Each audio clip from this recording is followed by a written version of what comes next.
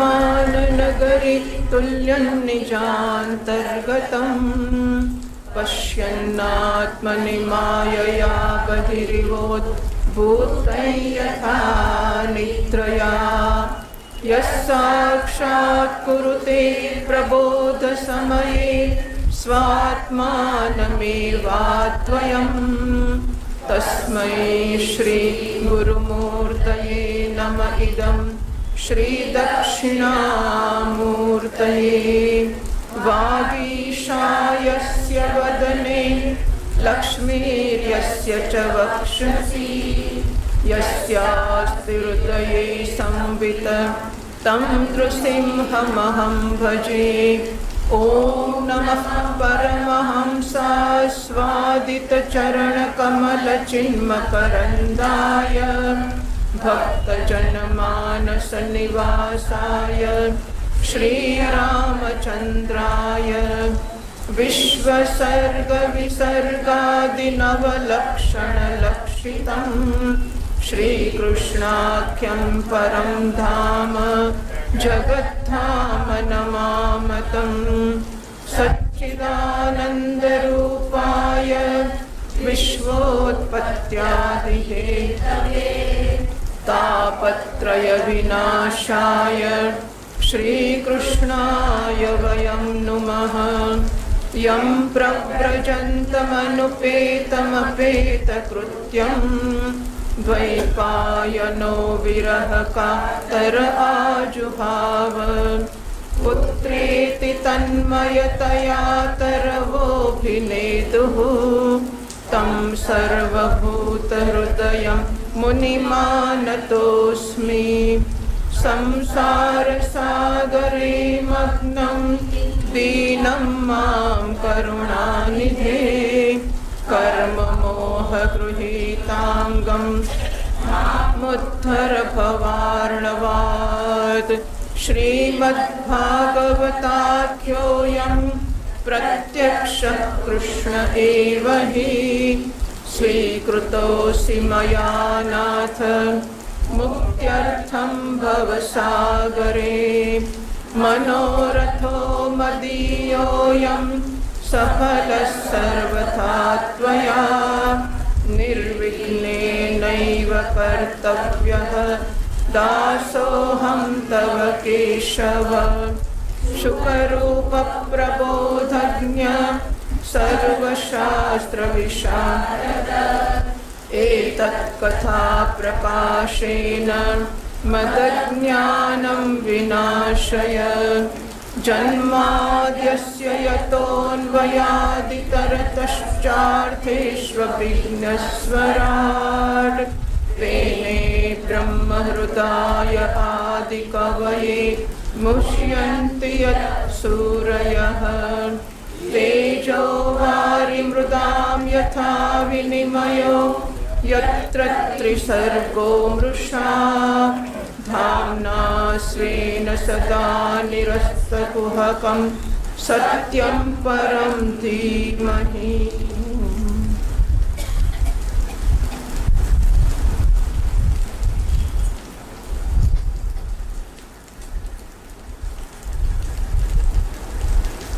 ॐ नमो भगवते वासुदेवाय। ॐ नमो भगवते वासुदेवाय। ॐ नमो भगवते वासुदेवाय। ॐ नमो भगवते वासुदेवाय। ॐ नमो भगवते वासुदेवाय। ॐ नमो भगवते वासुदेवाय। ॐ नमो भगवते वासुदेवाय। ॐ नमो भगवते वासुदेवाय। ॐ नमो भगवते वासुदेवाय। ॐ नमो भगवते वासुदेवाय। ॐ नमो भगवते वासुदेवाय। ॐ नमो भगवते वासुदेवाय।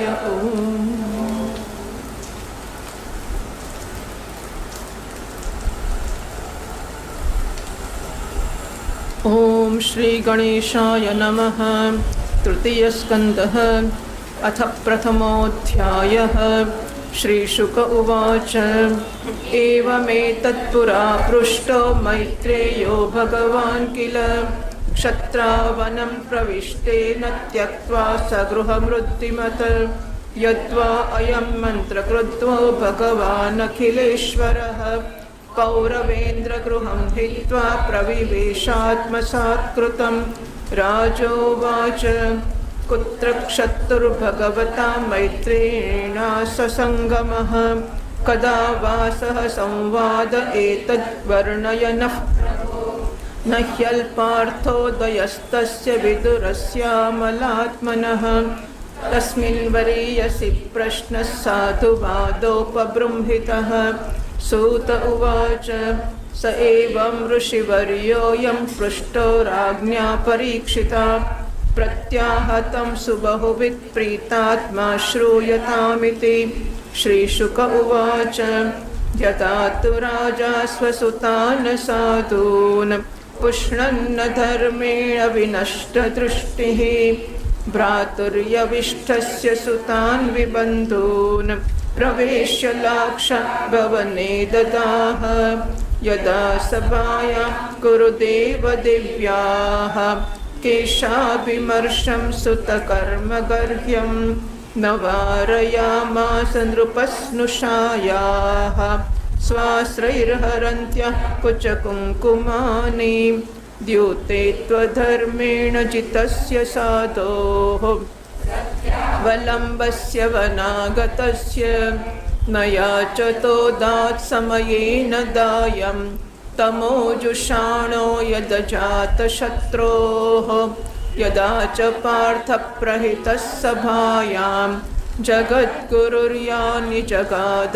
कृष्णः न तानि साममृतायनानि राजोरुमेने क्षतपुण्यलेशः यदोपहूतो भवनं प्रविष्टः मन्त्राय पृष्टः किल पूर्वजेन अथाह तन्मन्त्रदृशां वरीयान् यन्मन्त्रिणो वैदुरिकं वदन्ति ॐ।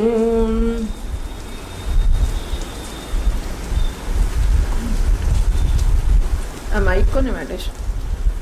કંઈક એવું રાખો કે બધાનો અવાજ અંદર આવે. જરાક હા, તમારા બંનેના આજુબાજુનો અવાજ આવી શકે એવું કરો.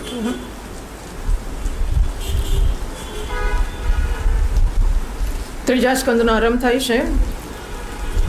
ભગવાન ગીતામાં કહે છે દ્વૌ ભૂત સર્ગૌ લોકેસ્મિન દૈવ આસુર એવ ચ. દૈવ અને આસુર બે સર્ગનું વર્ણન ભગવાન કરે છે. ત્રીજા સ્કંદમાં આ બે સર્ગનું, સર્ગ એટલે સર્જન, દૈવ સર્જન અને આસુર સર્જન એનું વર્ણન ત્રીજા સ્કંદમાં છે.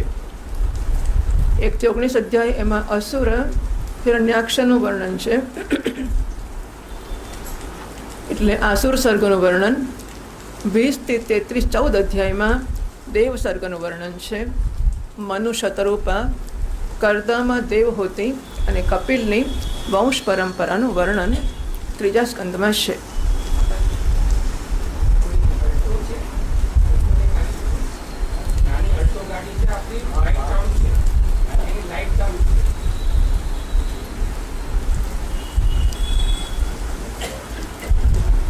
શ્રી સુખદેવજી મહારાજ કહે છે, પરીક્ષિત, જે વાત તમે પૂછી છે એ પૂર્વકાળમાં પોતાના સુખ સમૃદ્ધિથી પૂર્ણ ઘરને છોડીને વનમાં ગયેલા વિદુરજીએ ભગવાન મૈત્રેયજીને પૂછી હતી. જ્યારે સર્વેશ્વર ભગવાન શ્રી કૃષ્ણ પાંડવોના દૂત બનીને ગયા હતા ત્યારે એ દુર્યોધનના મહેલોને છોડીને વિદુરજીના ઘરમાં એ ઘરને પોતાનું જ સમજીને ગયા હતા, બોલાવે વગર ગયા હતા. તો લાક્ષાગૃહનો પ્રસંગ થઈ ગયો. ત્યાર પછી વિદુર અને એમના પત્ની સુલભા એ વનમાં જઈને રહેશે, ઝૂંપડીમાં રહેવા ગયા. વિદુરજી અને સુલભાજી દરરોજ 3 કલાક પ્રભુની સેવા, 3 કલાક ધ્યાન, 3 કલાક કીર્તન, 3 કલાક કથા, આમ સમય પસાર કરે છે. ભૂખ લાગે ત્યારે માત્ર ભાજીનો આહાર કરે છે. એક દિવસ ગંગા સ્નાન કરવા ગયા, ત્યાં એમણે સાંભળ્યું કે ભગવાન દૂત બનીને, પાંડવોના દૂત બનીને દુર્યોધનની સભામાં આવવાના છે. દ્વારકાનાથ આવતીકાલે પધારે છે વિષ્ટિ કરવા માટે. ભગવાનની પ્રાર્થના કરતા વિનંતી કરે છે કે ભગવાન આપનું દર્શન અમને થાય. ડોંગરી મહારાજ કહેતા હોય છે વારંવાર કે લાલો બધું આપે પણ દ્રષ્ટિ નથી આપતો. એ પોતાની દ્રષ્ટિ બધાને નથી આપતો. વિદુરજી આશા રાખે છે, પ્રાર્થના કરે છે કે મને ભગવાનના દર્શન થાય, ભગવાન મને દૃષ્ટિ આપે. ભગવાન તો આવે અને રથમાં અને બધી કેટલી બધી, એટલે બધા લોકો ભેગા થયા હોય, કેટલી ભીડભાડ હોય. વિદુરજી તો સામાન્ય માણસ, એટલે કે અંદર ઘૂસી જાય ને એવું બધું ના કરે. દૂર ઉભા ઉભા વિચાર કરે ને પ્રાર્થના કરે કે ભગવાન મારી સામે જુએ તો સારું, ભગવાન મારી સામે જુએ તો સારું. અને ત્યાં ભગવાન એને દૃષ્ટિ આપે છે.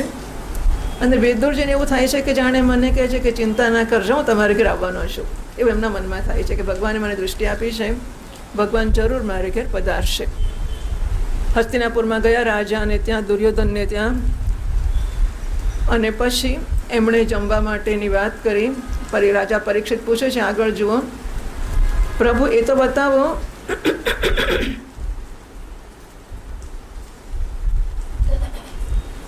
એટલે ત્યાં હસ્તિના દુર્યોધનને ત્યાં જ્યારે ગયા ને દુર્યોધને જમવાનું નિમંત્રણ આપ્યું, ત્યારે ભગવાન કહે છે કે જો ભાઈ જમવાને માટેનો નિયમ એવો છે, સપ્રીતિ ભોજ્યાની અન્યાની આપદ ભોજ્યાની વા પુનઃ ન ચ ત્વમ પ્રિયસે રાજન ન ચ એવ આપદ ગતો હિ અહમ. જમવાનું ક્યારે ને ક્યાં હોય, કાં તો કોઈ પ્રસન્ન થઈને જમાડતું હોય તો એની ખુશી માટે એને ઘેર જમીએ, અથવા તો આપણે ભૂખે રહી ગયા હોય અને બીજા કશે મળતું ના હોય તો ક્યાં જઈએ, તો એ ના ખુશ થતો હોય તોય પછી ખાઈ લઈએ કારણ કે ભૂખ લાગી હોય. ભગવાન કહે છે કે જો ભાઈ હું તારે ઘેર ખાઈશ તો તું કંઈ ખુશ થવાનો નથી, અને હું કંઈ ભૂખે રહી ગયો નથી એટલે મારે આપત્તિ આવી પડી કે ભૂખ્યો રહી જાઉં છું ને તારે ઘેર જમું, એવું પણ નથી, તો શાને માટે તારે ઘેર જમું. એટલે દુર્યોધન કો મેવા ત્યાગો સાગ વિદુર ઘર ખાઈ. દુર્યોધનના મેવાનો ત્યાગ કર્યો. વિદુરજીને ઘેર ભગવાન સામેથી ગયા છે. બંને ભજન કરે છે. વિદુરને સુલભાજી કે છે 2 કલાક તો ભગવાન બહાર ઊભા રહ્યા, કમળા ખોલે ને જુએ તો સારું. છેવટે ના જ ખોલ્યું કારણ કે ભજન કર કરે છે. ભગવાને ખખડાવ્યું બારણું ત્યારે ખોલ્યું. એવું પણ સાંભળ્યું મહાત્માઓ પાસે છે કે વિદુરજી ને વિદુરાણી જ્યારે ભગવાનને પોતાની ઘેર આવ્યા ત્યારે કેળા ખવડાવે છે, તો છાણા ભગવાનને ખવડાવે છે અને કેળા ફેંકી દે છે. ભગવાન છાણા ખાઈ જાય છે, કારણ કે પત્રમ પુષ્પમ ફલમ તોયમ યોમે ભક્ત્યા પ્રયચ્છતિ તદહમ ભક્ત્યા ઉપહૃતમ અશ્નામી. હું તો ભક્તિ જ ખાઉં છું, કેળું ખાતો નથી ને છાણું ખાતો નથી. એટલે ભગવાન વિદુરજીના પ્રેમને ગ્રહણ કરે છે. આમ વિદુરજી અને સુલભાજી વનમાં ઝૂંપડીમાં રહે છે અને ભગવાનનું ભજન કરે છે. રાજા પરીક્ષિત પૂછે છે પ્રભુ આપ એ તો કહો કે ભગવાન મૈત્રેય સાથે વિદુરજીનો સમાગમ ક્યાં થયો અને કયા સમયે થયો. પવિત્ર આત્મા વિદુરે મહાત્મા મૈત્રેયજીને કોઈ સાધારણ પ્રશ્ન તો નહીં જ કર્યો હોય, કારણ કે એમને તો મૈત્રેયજી જેવા સાધુ શિરોમણીએ અભિનંદનપૂર્વક ઉત્તર આપીને મહિમાન્વિત કર્યા હતા. પ્રશ્ન મહાન હશે જ, એક તો પૂછનારા મહાન હતા, અને જેમને પૂછ્યો એમણે પ્રશ્નની સ્તુતિ કરી કે વાહ સરસ પ્રશ્ન પૂછ્યો, અને પછી એનો ઉત્તર આપ્યો, માટે પણ પ્રશ્ન મહાન જ હોવો જોઈએ. સૂતજી કહે છે સર્વજ્ઞ સુખદેવજીએ રાજા પરીક્ષિતે આવું પૂછ્યું ત્યારે અત્યંત પ્રસન્ન થઈને કહ્યું સાંભળો. શ્રી સુખદેવજી કહેવા લાગ્યા પરીક્ષિત, આ એ દિવસોની વાત છે જ્યારે અંધ રાજા ધૃતરાષ્ટ્રે અન્યાયપૂર્વક પોતાના દુષ્ટ પુત્રોનું પાલન પોષણ કરતા પોતાના નાના ભાઈ પાંડુના અનાથ બાળકોને લાક્ષા ભવનમાં મોકલીને આગ લગાડાવી દીધી હતી. જ્યારે એમને પુત્રવધુઓને મહારાજ યુધિષ્ઠિરની પટરાણી દ્રૌપદીના કેશ દુઃશાસને ભરી સભામાં ખેંચ્યા, એ સમયે દ્રૌપદીની આંખોમાંથી આંસુઓની ધારા વહી નીકળી અને એ પ્રવાહથી એના વક્ષસ્થળ ઉપર લાગેલું કેસર પણ વહેવા લાગ્યું. પરંતુ ધૃતરાષ્ટ્રે પોતાના પુત્રને આ કુકર્મ કરતો અટકાવ્યો નહીં. દુર્યોધને સત્યપરાયણ અને ભલાપોળા યુધિષ્ઠિરનું રાજ્ય જુગારમાં અન્યાયથી જીતી લીધું અને એમને વનમાં કાઢી મૂક્યા. પરંતુ વનમાંથી પાછા આવ્યા ત્યારે પ્રતિજ્ઞા અનુસાર જ્યારે પાંડવોએ ન્યાયોચિત પૈતૃક ભાગ પોતાનો માગ્યો ત્યારે પણ મોહવશ એમણે અજાતશત્રુ યુધિષ્ઠિરને એમનો ભાગ ના આપ્યો. મહારાજ યુધિષ્ઠિરે મોકલેલા જ્યારે જગતગુરુ ભગવાન શ્રી કૃષ્ણએ કૌરવોની સભામાં એમના હિતથી ભરેલા સુમધુર વચન કહ્યા, જે ભીષ્માદિ સજ્જનોને અમૃત જેવા લાગ્યા, પરંતુ ગુરુરાજે એમના કથનનો જરા પણ આદર ના કર્યો. કેવી રીતે કરે? એમના તો બધા પુણ્યો નષ્ટ જ થઈ ચૂક્યા હતા. એટલે એ પુણ્ય જોઈએ ને કે ભગવાન સામે આવીને ઉભા રહીને કે એનો સ્વીકાર કરી શકે. પછી જ્યારે સલાહને માટે વિદુરજીને બોલાવવામાં આવ્યા ત્યારે મંત્રીઓમાં શ્રેષ્ઠ વિદુરજીએ રાજભવનમાં જઈને મોટા ભાઈ ધૃતરાષ્ટ્રએ પૂછ્યું ત્યારે એમને એ સંમતિ આપી, જેને નીતિશાસ્ત્રના જાણનારાઓ વિદુર નીતિ કહે છે. વિદુરજીએ જે ઉપદેશ આપ્યો, જે સલાહ કરી, જે એમને સૂચના આપી, એ વિદુર નીતિ કહેવાય છે. 11મા શ્લોકથી વાંચીએ.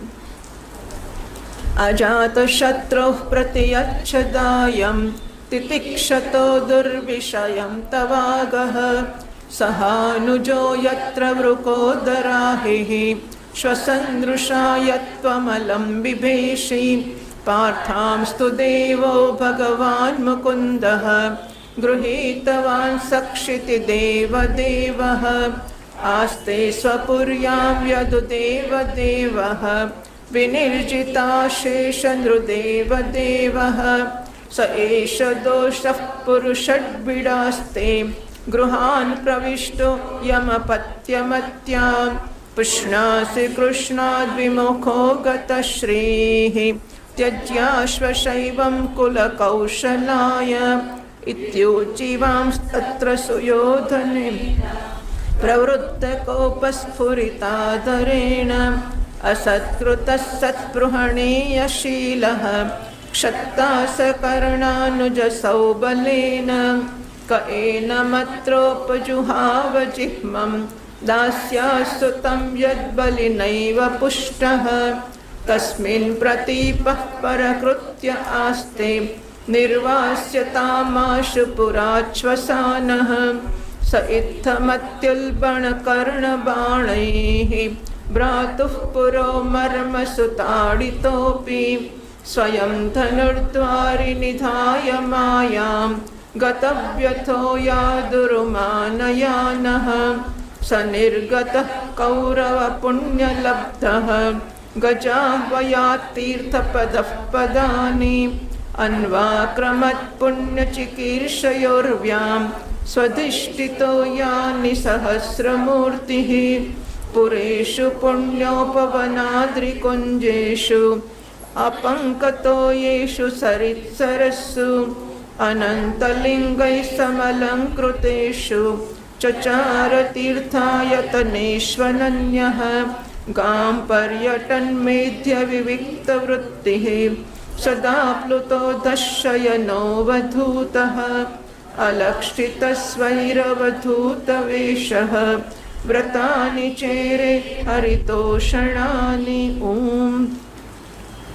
વિદુરજી કહે છે, મહારાજ આપ અજાતશત્રુ મહાત્મા યુધિષ્ઠિરને એમનો ભાગ આપી દો. એ આપના ન સહેવા યોગ્ય અપરાધને પણ સહી રહ્યા છે. તમારો અપરાધ સહન કરી શકાય એવો છે જ નહીં. કંઈ કરવું છે?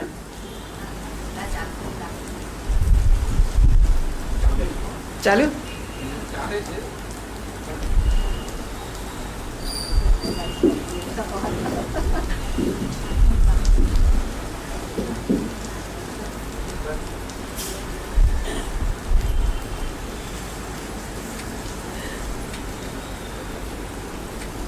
આપનો અપરાધ સહન ન કરી શકાય એવો છે, છતાં પણ એ સહન કરી રહ્યા છે. ભીમરૂપ કાળા નાગથી તો આપ પોતે પણ બહુ ડરો જ છો. એ પોતાના નાના ભાઈઓ સહિત બદલો લેવા માટે ક્રોધથી ફૂંફાડા મારી જ રહ્યો છે. આપને ખબર નથી, ભગવાન શ્રી કૃષ્ણએ પાંડવોને અપનાવ્યા છે. યદુવીરોના આરાધ્ય દેવ આ સમયે પોતાની રાજધાની દ્વારકાપુરીમાં વિરાજમાન છે. એમણે પૃથ્વીના બધા મોટા મોટા રાજાઓને પોતાને અધીન કરી લીધા છે તથા બ્રાહ્મણ અને દેવતાઓ પણ એમના જ પક્ષમાં છે.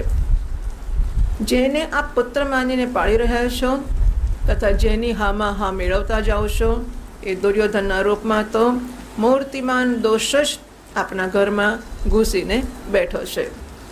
આ તો સાક્ષાત ભગવાન શ્રી કૃષ્ણ સાથે દ્વેષ કરનારો છે તમારો દીકરો. એને કારણે આપ ભગવાન શ્રી કૃષ્ણથી વિમુખ થઈને શ્રીહીન થઈ રહ્યા છો. આથી જ જો આપ આપના પોતાના કુળનું કુશળ ઈચ્છતા હોવ તો આ દુષ્ટનો તરત જ ત્યાગ કરો. વિદુરજીનું પોરસભાઈ આવ્યા હતા ને,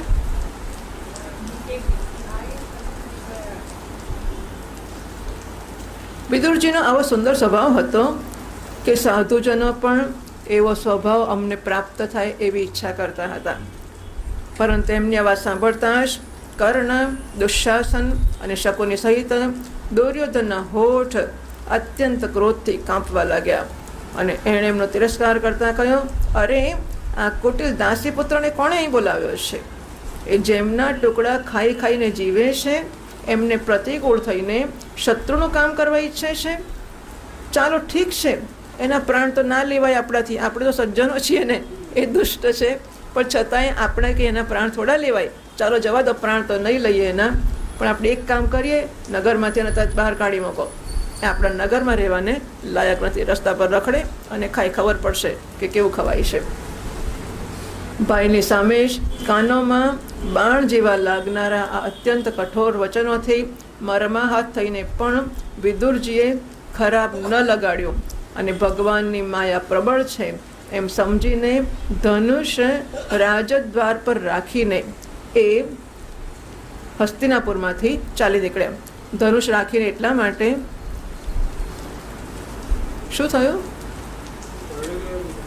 ડઝન્ટ મેટર, આવી જાઓ ને અહીંયા પાછળથી ચાલીને આવો.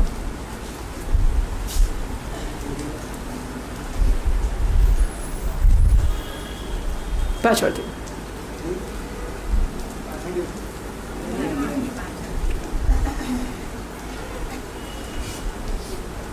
જોજો ભાઈ.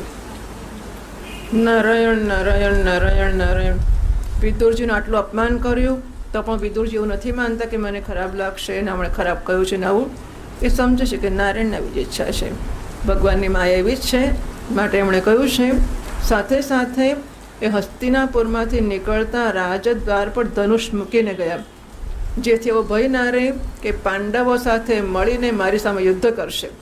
એટલા માટે એમણે ધનુષ મૂકી દીધું અને પછી હસ્તિનાપુર છોડીને નીકળ્યા. કૌરવોના વિદુર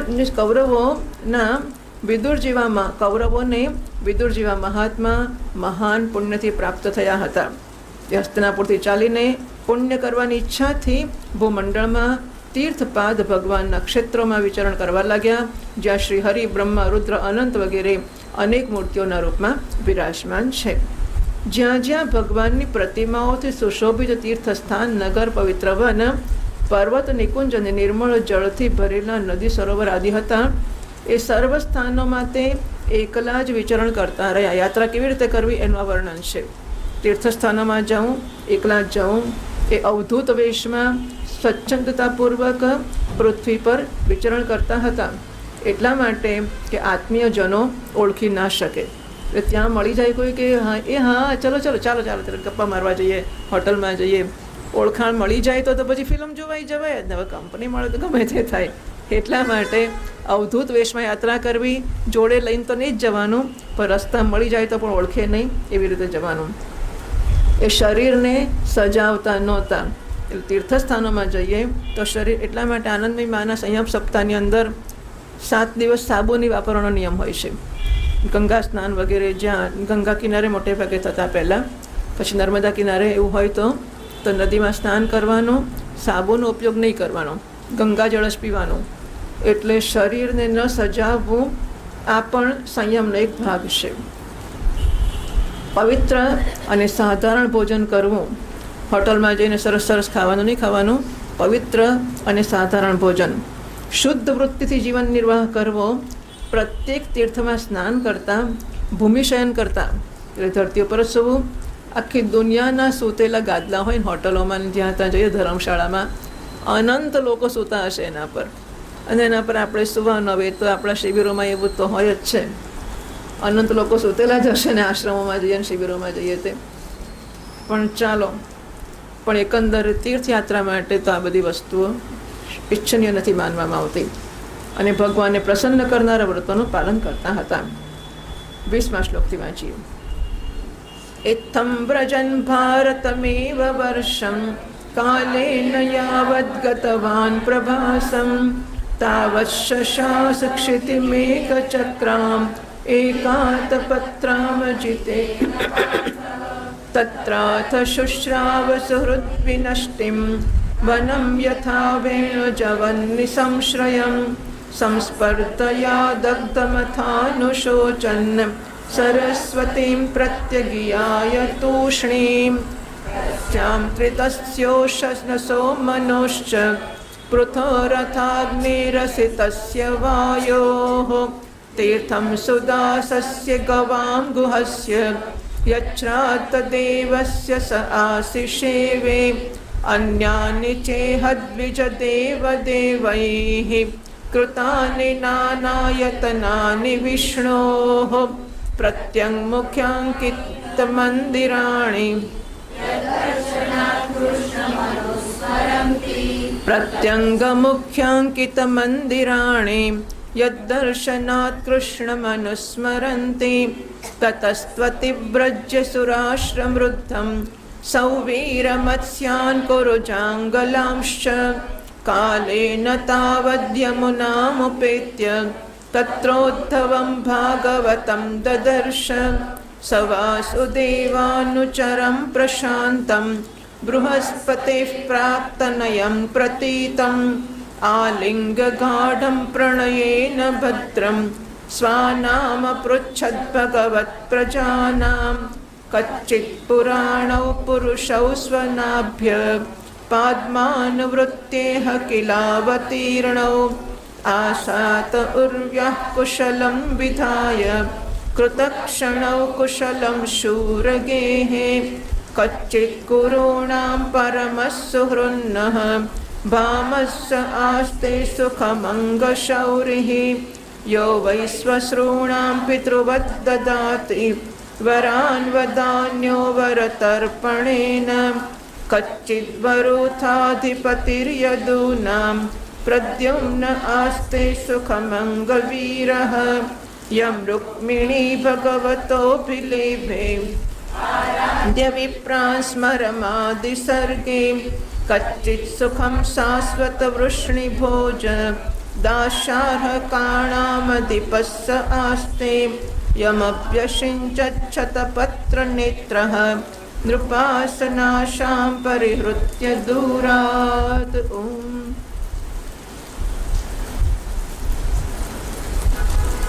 આ પ્રકારે ભારત વર્ષમાં જ વિચરણ કરતાં કરતાં જ્યારે એ પ્રભાસ ક્ષેત્રમાં પહોંચ્યા ત્યાં સુધીમાં ભગવાન શ્રી કૃષ્ણની સહાયતાથી મહારાજ યુધિષ્ઠિર પૃથ્વીનો એક જ છત્ર અખંડ રાજ્ય કરવા લાગ્યા હતા. નીકળ્યા હતા ક્યારે કે ભગવાન દૂત બનીને હસ્તિનાપુરમાં સંધિ કરવા આવ્યા હતા ત્યારે નીકળેલા. જ્યારે વિચરણ કરતાં કરતાં એ પ્રભાસ ક્ષેત્રમાં પહોંચ્યા ત્યારે યુધિષ્ઠિર એટલે યુદ્ધ પતી ગયું હતું મહાભારતનો, અને યુધિષ્ઠિર રાજા બની ચૂક્યા હતા. તેમણે પોતાને કૌરવ બંધુઓના વિનાશના સમાચાર સાંભળ્યા, જે પરસ્પરના ક્લેશને કારણે પરસ્પર લડી ભળીને એ પ્રકારે નષ્ટ થઈ ગયા હતા, જેવી રીતે પોતાના જ અંદરના ઘર્ષણથી ઉત્પન્ન થયેલી આગમાં વાંસોનું આખું જંગલ બળીને ખાખ થઈ જાય. આ સાંભળીને એ શોક કરતા ચૂપચાપ સરસ્વતીના કિનારા પર આવ્યા. તેમણે ત્રિત ઓશના મનુ પૃથુ અગ્નિ અસિત વાયુ સુદાસ ગૌ ગુહ અને શ્રાદ્ધદેવના નામોથી પ્રસિદ્ધ 11 તીર્થોનું સેવન કર્યું. આ સિવાય પૃથ્વીમાં બ્રાહ્મણ અને દેવતાઓએ સ્થાપિત કરેલા જે વિષ્ણુ ભગવાનના બીજા પણ અનેક મંદિર છે, જેમના શિખરો પર ભગવાનના પ્રધાન આયુધ ચક્રના ચિહ્ન હતા, અને જેમના દર્શન માત્રથી શ્રી કૃષ્ણનું સ્મરણ થઈ આવતું હતું, એ તીર્થોનું પણ સેવન એમણે કર્યું. ત્યાંથી ચાલીને ધનધાન્યપૂર્ણ સૌરાષ્ટ્ર, સૌવીર, મત્સ્ય અને કુરુજાંગલ વગેરે દેશોમાં થતા જ્યારે કેટલાક દિવસોમાં યમુના કિનારે પહોંચ્યા ત્યારે ત્યાં એમને પરમ ભાગવત ઉદ્ધવજીનું દર્શન થયું. ઉદ્ધવજી 5 વર્ષની ઉંમરના હતા ત્યારથી શ્રી કૃષ્ણની પૂજા કરતા હતા અને એમને પૂજા દરમિયાન રમવાનું ખાવાનું પણ યાદ આવતું નહોતું. એવા ઉદ્ધવજી શ્રી કૃષ્ણના ભક્ત હતા. એ ભગવાન શ્રી કૃષ્ણના પ્રખ્યાત સેવક અને શાંત સ્વભાવવાળા હતા. એ પહેલાં બૃહસ્પતિજીના શિષ્ય રહી ચૂક્યા હતા. વિદુરજીએ એમને જોઈને પ્રેમથી ગાઢ આલિંગન કર્યું અને એમને પોતાના આરાધ્ય ભગવાન શ્રી કૃષ્ણ અને એમના આશ્રિત પોતાના સ્વજનોના કુશળ સમાચાર પૂછ્યા.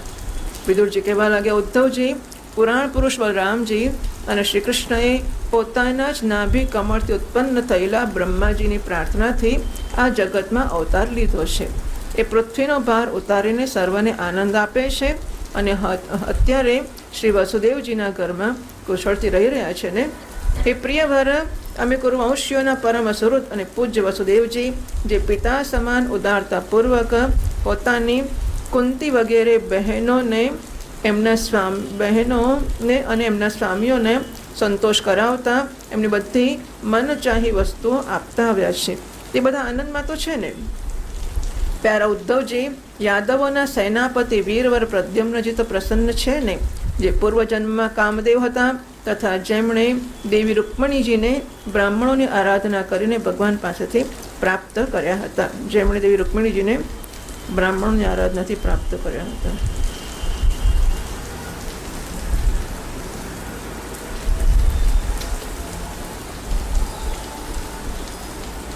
સાત્વત વૃષણી ભોજ અને દાસારહંસી યાદવોના અધિપતિ મહારાજ ઉગ્રસેન તો ઠીક છે ને, જેમણે રાજ્ય મેળવવાની આશાનો સર્વથા પરિત્યાગ કરી દીધો હતો, પરંતુ કમળનયન ભગવાન શ્રી કૃષ્ણએ જેમને ફરીથી રાજસિંહાસન ઉપર બેસાડ્યા. 30મા શ્લોકથી. કચ્ચિદ્ધરે સૌમ્ય સુતસ્ય દૃક્ષ આસ્તે ગ્રણીરથિનામ સાધુ સાંબઃ અસૂતયમ જાંબવતી વ્રતાઢ્યા દેવં ગુહમ યોમ્બિકયા ધૃતોગ્રે ક્ષેમં સ કચ્ચિદ્યુયુયાન આસ્તે યઃ ફાલ્ગુનાલ્લબ્ધધનુરહસ્યઃ લેભેન્જ સાધુક્ષજ સેવયૈવ ગતિં તદીયાં યતિભિર્દુરાપાં કચ્ચિદ્બુધસ્વસ્ત્યનમીવ આસ્તે શ્વફલ્કપુત્રો ભગવત પ્રપન્નઃ યઃ કૃષ્ણપાદાંકિતમાર્ગપાંસુષુ અચેષ્ટત પ્રેમ વિભિન્ન ધૈર્યઃ કચ્ચિચ્છિવં દેવકભોજપુત્ર્યાઃ વિષ્ણુપ્રજાયા ઇવ દેવમાતુઃ યા વૈશ્વગર્ભેણ દધાર દેવં ત્રયી યથા યજ્ઞવિતાનમર્થં અપિ સ્વિદાસ્તે ભગવાન સુખં વહ યસ્સાત્વतं કામદુઃખો નિરુદ્ધઃ યમામનન્તિ સ્મઃ શબ્દયોનિં મનોમनं સત્વતુરીયતત્વં અપિ સ્વિદન્યે ચ નિજાત્મદૈવં અનન્યવૃત્ત્યા સમનુવ્રતાયે હૃદિક સત્યાત્મજ ચારુદેષ્ણ ગદાદય સ્વસ્તિ ચરન્તિ સૌમ્ય અપિ સ્વદૌર્ભ્યાં વિજયાચ્યુતાભ્યાં ધર્મેણ ધર્મઃ પરિપાતિ સેતું દુર્યોધનોતપ્યત યત્સભાયાં સામ્રાજ્યલક્ષ્મ્યા વિજયાનુવૃત્ત્યા. હે સૌમ્ય, પોતાના પિતા શ્રી કૃષ્ણની સમાન સમસ્ત રથીઓમાં અગ્રગણ્ય શ્રી કૃષ્ણ પુત્ર સાંબ સકુશળ તો છે ને. એ પહેલાં પાર્વતીજીના દ્વારા ગર્ભમાં ધારણ કરવામાં આવેલા સ્વામી કાર્તિક શલો. કૃષ્ણપુત્ર સાંબ છે એ કાર્તિક સ્વામી છે. અને એક વ્રત કરીને જાંબવતી એમને જન્મ આપ્યો હતો, જેમનાથી અર્જુને રહસ્યયુક્ત ધનુર્વિદ્યાની શિક્ષણ પ્રાપ્ત કર્યું હતું. એ સાત્વિક તો કુશળ છે ને. એ ભગવાન શ્રી કૃષ્ણની સેવાથી અનાયાસ જ ભગવત જનોની એ મહાસ્થિતિ પર પહોંચ્યા છે, જે મોટા મોટા યોગીઓને પણ દુર્લભ છે. ભગવાનના શરણાગત નિર્મળ ભક્ત બુદ્ધિમાન અક્રૂરજી પણ પ્રસન્ન છે ને, જે શ્રી કૃષ્ણના ચરણ ચિહ્નોથી અંકિત વ્રજના માર્ગની રજમાં પ્રેમથી અધીર થઈને આળોટવા લાગ્યા હતા. ભોજવંશી વ્રજના માર્ગ. હા, વ્રજમાં શ્રી કૃષ્ણના અંકિત ચિહ્નોને જોઈને અક્રૂરજી ત્યાં રેતી પર આળોટવા માંડ્યા હતા. કહે છે સ્વામી રામતીર્થ મહારાજ જ્યારે વ્રજમાં ગયા તો વ્રજની ધરતી પર એમણે સાષ્ટાંગ નમસ્કાર કરતાં કરતાં ચાલ્યા છે, કારણ કે વ્રજની ધરતી પર ભગવાનના પગ પડેલા છે. એના પર પગ કેવી રીતે મુકાય? એટલે સ્વામી રામતીર્થ એ વ્રજની ધરતી પર દંડવત પ્રણામ કરતા ચાલ્યા છે. ભોજોંશ દેવકની પુત્રી દેવકીજી એ તો ઠીક છે ને, જે દેવ માતા અદિતિ સમાન જ સાક્ષાત વિષ્ણુ ભગવાનની માતા છે. જેમ વેદત્ર યજ્ઞ વિસ્તારો અર્થને પોતાના મંત્રમાં ધારણ કરી રાખે છે, એ પ્રકારે એમણે ભગવાન શ્રી કૃષ્ણને પોતાના ગર્ભમાં ધારણ કર્યા હતા. આપ ભક્તજનોની કામનાઓ પૂર્ણ કરનારા ભગવાન અનિરુદ્ધજી સુખપૂર્વક છે ને, જેમણે શાસ્ત્ર વેદોના આદિકારણ અને અંતઃકરણ ચતુષ્ટયના ચોથા અંશ મનના અધિષ્ઠાતા કહેવામાં આવે છે. નીચે પાદનોત કહે છે ચિત્ત, અહંકાર, બુદ્ધિ અને મન આ અંતઃકરણના 4 અંશ છે, અને અનુક્રમે એમના વાસુદેવ, સંકર્ષણ, પ્રદ્યુમ્ન અને રુદ્ર એમને અધિષ્ઠાન દેવતા કહેવામાં આવે છે. સૌમ્ય સ્વભાવ ઉદ્ધવજી પોતાના હૃદયેશ્વર ભગવાન શ્રી કૃષ્ણના અનન્ય ભાવથી અનુસરણ કરનારા, જે હૃદિક સત્યભામાના પુત્ર ચારુદેશન અને ગદ વગેરે અન્ય ભગવાનના અન્ય પુત્રો છે. તે અન્ય ભગવાનના પુત્ર એટલે બીજા ભગવાનને એવું નહીં, ભગવાનના અન્ય પુત્ર એટલે ભગવાનના બીજા જે પુત્રો છે એ બધા પણ કુશળ તો છે ને. મહારાજ યુધિષ્ઠિર પોતાના અર્જુન અને શ્રી કૃષ્ણ રૂપ બંને ભુજાઓની સહાયથી ધર્મ મધ્ય મર્યાદાનું ન્યાયપૂર્વક પાલન તો કરે છે ને. મય દાનવની બનાવેલી સભામાં એમનો રાજ્ય વૈભવ અને દબદબાને જોઈને દુર્યોધનને બહુ બળતો હશે, બહુ દ્વેષ થતો હશે કે પેલો રાજા ગાદી પર બેસી ગયો, હવે તું તો બેઠો જ છે ક્યારનો ને ક્યારનો, પણ મને મળે ને પેલાને ના મળે, મને આટલું બધું મળે પણ પેલાને જરાક મળે તોય અંદર બળતરા થવા માંડે. એટલે પોતે મોટા રાજ્યની ગાદી પર બેઠો હોય તોય શાંતિ ના થાય, એને જુઓ એટલે બળતરા થઈ જાય. 37મા શ્લોકથી વાંચીએ.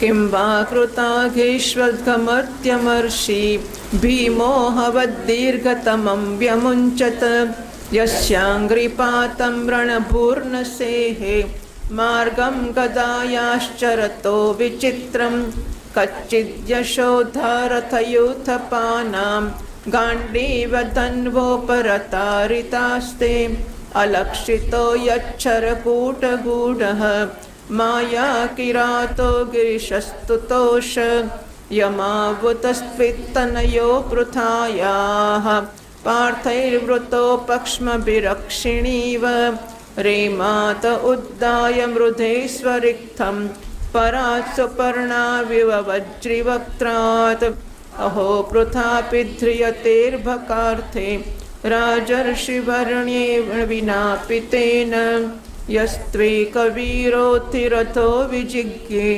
धनुर्द्वितीयः ककुभश्च तस्रः सौम्यानुशोचे तमदः पतन्तं भ्रात्रे परेताय विदुद्रुहेयः निर्यापितो येन सुहृत्स्वपुर्या अहं स्वपुत्रान् समनुव्रतेन सोऽहं हरेर्मर्त्यविडम्बनेन दृशो नृणां चालयतो विधातुः नान्योपलक्ष्यः पदवीं प्रसादात् चरामि पश्यन् गतविस्मयोऽत्र नूनं नृपाणां त्रिमदोत्पथानां मोहश्चालयतां च मोभिः वधात् प्रपन्नार्तिजिहीर्षयेषोऽपि उपैक्षताध्वं भगवान् कुरूणाम् अजस्य जन्मोत्पथनाशनाय कर्माण्यकर्तुर्ग्रहणाय पुंसां नन्वन्यथा कोर्हति देहयोगं परो गुणानामृतकर्मतन्त्रं तस्य प्रपन्नाखिललोकपानाम् अवस्थितानामनुशासने स्वे अर्थाय जातस्य यदुष्वजस्य वार्तां सखे कीर्तयतीर्थकीर्तेः. ઓમ. અપરાધ્ય પ્રત્યે અત્યંત અસહિષ્ણુ ભીમસેને સર્પની જેમ દીર્ઘકાલીન ક્રોધને છોડ્યો ખરો. જ્યારે એ ગદા યુદ્ધમાં અનેક પ્રકારના પેંતરા બદલતા ત્યારે એમના પગના આઘાતથી ધરતી ડોલવા લાગતી હતી. જેમના બાણોની જાળથી છુપાઈને કિરાત વેશ ધારી અને તેથી જ કોઈની ઓળખાણમાં ન આવનારા ભગવાન શંકર પ્રસન્ન થઈ ગયા હતા. એ રથી અને યોથપતિઓનો સુયશ વધારનારા ગાંડીવધારી અર્જુન તો પ્રસન્ન છે ને. હવે તો એમના બધા શત્રુઓ શાંત થઈ ગયા હશે. પલક જે પ્રકારે નેત્રોની રક્ષા કરે છે એ પ્રકારે કુંતીના પુત્ર યુધિષ્ઠિર વગેરે જેમની હંમેશા સંભાળ રાખે છે અને કુંતીએ જેમનું લાલન પાલન કર્યું છે એ માદ્રીના જોડકા પુત્રો નકુળ અને સહદેવ કુશળ તો છે ને. એમણે યુદ્ધમાં શત્રુની પાસેથી પોતાનું રાજ્ય એ પ્રકારે છીનવી લીધું જેમ બે ગરુડ ઇન્દ્રના મુખમાંથી અમૃત કાઢી લાવ્યા હતા. અહો, બિચારી કુંતી એ તો રાજર્ષિ શ્રેષ્ઠ પાંડુના વિયોગમાં લગભગ મૃતપ્રાય જેવી જ થઈને પણ આ બાળકોને માટે જ પ્રાણ ધારણ કરી રાખે છે. રથીઓમાં શ્રેષ્ઠ મહારાજ પાંડુ એવા અનુપમ વીર હતા. એમણે કેવળ એક ધનુષ લઈને જ એકલા ચારે દિશાઓને જીતી લીધી હતી. એ સૌમ્ય સ્વભાવ ઉદ્ધવજી, મને તો અધઃપતન તરફ જનાર એ ધૃતરાષ્ટ્રને માટે વારંવાર શોક થાય છે, જેમણે પાંડવોના રૂપમાં પોતાના પરલોકવાસી ભાઈ પાંડુનો જ દ્રોહ કર્યો અને પોતાના પુત્રોની હામાં હા મેળવીને મને હિતચિંતક પોતાના હિતચિંતક એવા મને નગરમાંથી કઢાવી મૂક્યો. પણ ભાઈ, મને એનો કોઈ પણ ખેદ નથી કે આશ્ચર્ય પણ નથી. જગત વિધાતા ભગવાન શ્રી કૃષ્ણ જ મનુષ્યોના જેવી લીલાઓ કરીને લોકોની મનોવૃત્તિઓને ભ્રમિત કરી દે છે. જે થવાનું હોય તે જ થાય છે, નારાયણની ઈચ્છાથી અથવા આપણા પ્રારબ્ધથી. પણ માણસ, સારો માણસ અમુક વખત એવું વિચિત્ર વર્તન કરી બેસે અને અત્યંત આપણો વિરોધી માણસ ક્યારેક એવું અનુકૂળ થઈ જાય ને આપણું અટકેલું કામ બની પણ જાય. એટલે માણસો કોઈ કશું કરતા નથી. માણસો તો માત્ર ટપાલીઓ જ હોય છે. ટપાલ આપણને કોઈક સારા સમાચાર આપે તો ટપાલી સારા સમાચાર લઈ આવે. કોઈક આપણને કાળોતરી લખે તો ટપાલી કાળોતરી લઈ આવે. કોઈ સરસ સરસ મની ઓર્ડર મોકલે ઢગલો પૈસાનું તો ટપાલી એવું લઈ આવે. એમાં ટપાલી પર ગુસ્સો કરવાનો શું અર્થ છે? અને પૈસા વગેરે મોકલશે તો પણ જે મોકલશે એની સાથેના સંબંધના આધારે આવશે. એટલે આપણે નારાયણ બધું મોકલનારો છે. નારાયણ જે પ્રકારના કર્મો કરીને આપ્યા હશે મૂકવા માટે એ જમા કરશે અને એના ફળ આપવાનો યોગ્ય સમય થશે. યોગ્ય રીતે, યોગ્ય સમય, યોગ્ય વ્યક્તિ દ્વારા એ મોકલશે. સારું ખોટું જે જમા કર્યું હશે એ નારાયણ મોકલશે. તો પેલો વચલો માણસ તો લાવનારો જ છે ને. એને યશ પણ શો અને એનો અપયશ પણ શો. એટલે નારાયણની એવી જ ઈચ્છા હતી કે હું તીર્થયાત્રા કરવા જાઉં અને માટે એ લોકોએ મારું અપમાન કરી મને કાઢી મૂક્યો. હું તો એમની જ કૃપાથી એમના મહિમાને જોતો બીજાઓની દૃષ્ટિથી દૂર રહીને આનંદથી વિચરણ કરી રહ્યો છું. જો કે કૌરવોએ એમના બહુ બધા અપરાધો કર્યા હતા, છતાં પણ ભગવાને એમની એટલા માટે ઉપેક્ષા કરી હતી કે તે એમની સાથે એ દુષ્ટ રાજાઓને પણ મારીને પોતાના શરણાગતોનું દુઃખ દૂર કરવા માગતા હતા. એકલા દુર્યોધનને નહોતા એ મારવા માગતા. ભગવાન ઈચ્છતા હતા કે પૃથ્વીનો ભાર દૂર થાય. દુર્યોધન જેવા તો કેટલાય રાજા હતા. તે જ્યારે મહાભારત યુદ્ધ શરૂ થાય ત્યારે દુર્યોધન પોતાના પક્ષે બહુ બધા રાજાઓને લઈ આવે તો પછી શું થાય કે ભગવાને એક એક પાસે જઈને મારવા ના પડે. બધા સાંભળા ઊભા જ હોય, ફટફટ બધાને મારી નખાય. એટલે ભગવાનની યોજના જ એવી હતી કે બધા રાજાઓ ભેગા થાય અને પછી એમનો નાશ કરવામાં આવે. શરણાગતોનું દુઃખ દૂર કરવા માગતા હતા. જે ધન, વિદ્યા અને જાતિના મદદથી આંધળા થઈને કુમાર્ગગામી થઈ રહ્યા હતા એ વારંવાર પોતાની સેનાઓથી પૃથ્વીને કંપાવતા હતા. ઉદ્ધવજી, ભગવાન શ્રી કૃષ્ણ જન્મ અને કર્મથી રહિત છે, છતાં પણ દુષ્ટોના નાશ માટે લોકોને પોતાની તરફ આકર્ષિત કરવા માટે, બહુ સ્પષ્ટ રીતે કહી દીધું કે લોકોને પોતાની તરફ આકર્ષિત કરવા માટે. કારણ કે એમને કંઈ દુષ્ટોને મારવા નીચે આવવું પડે એવું કશું નહીં. ઉપરથી આમ આંખની પલક પડે તો બધા ફટફટ મરી જાય. અહીંયા દુષ્ટોને મારવા થોડું આવવું પડે એવી કંઈ જરૂર નથી.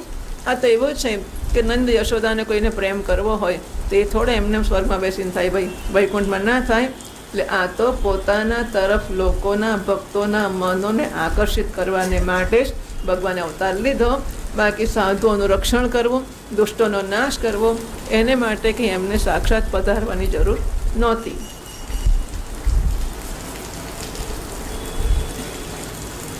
એને માટે જ એમના દિવ્ય જન્મકર્મ થાય છે.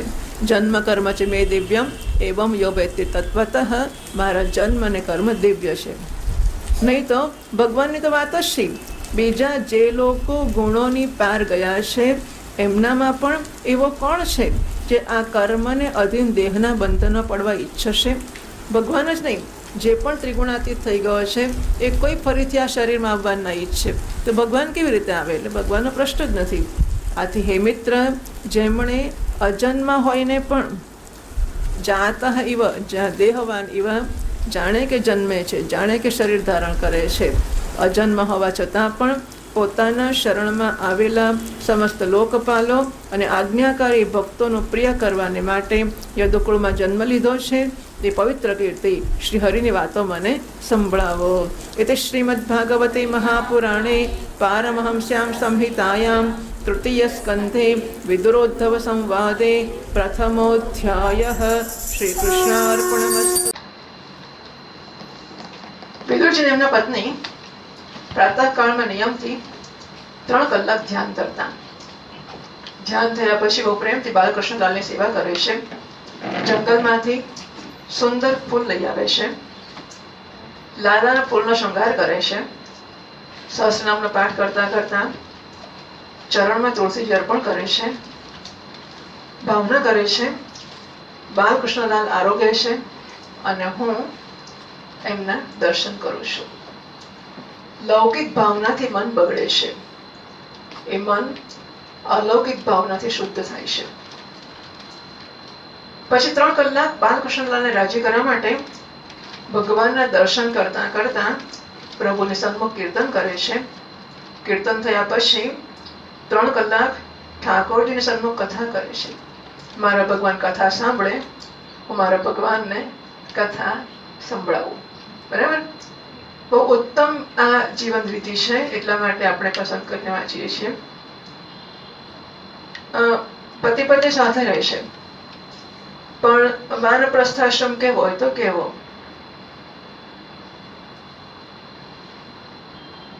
કથા, કીર્તન, જપ, ધ્યાન, સેવા આખો દિવસ તન અને મનને ભગવાનમાં પરોવી રાખે છે.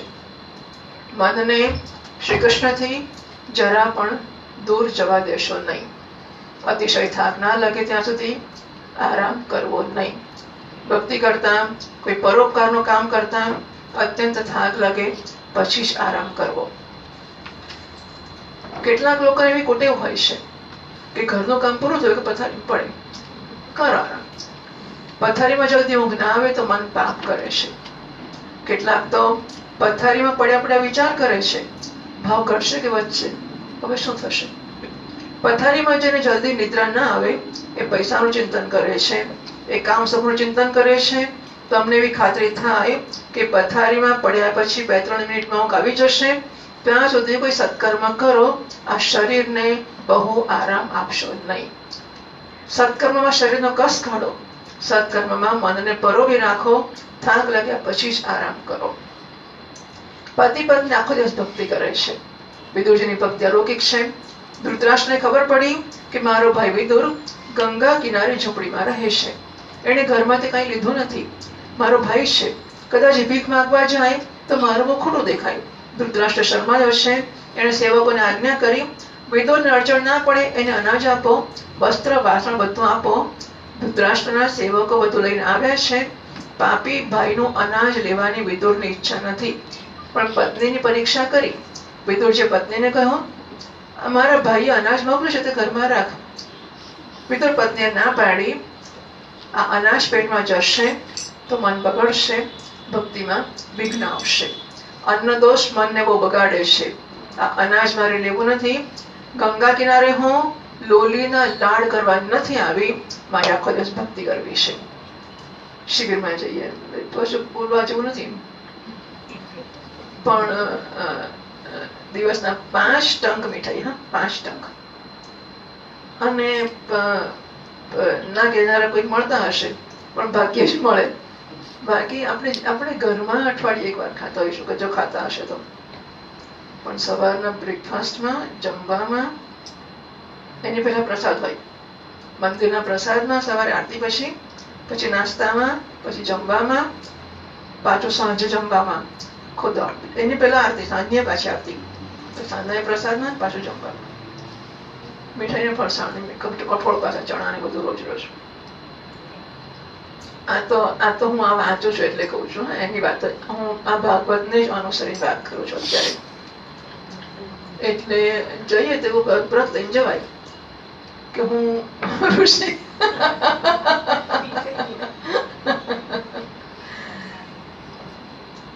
લોલીના લાડ કરવા આપણે ત્યાં નથી ગયા.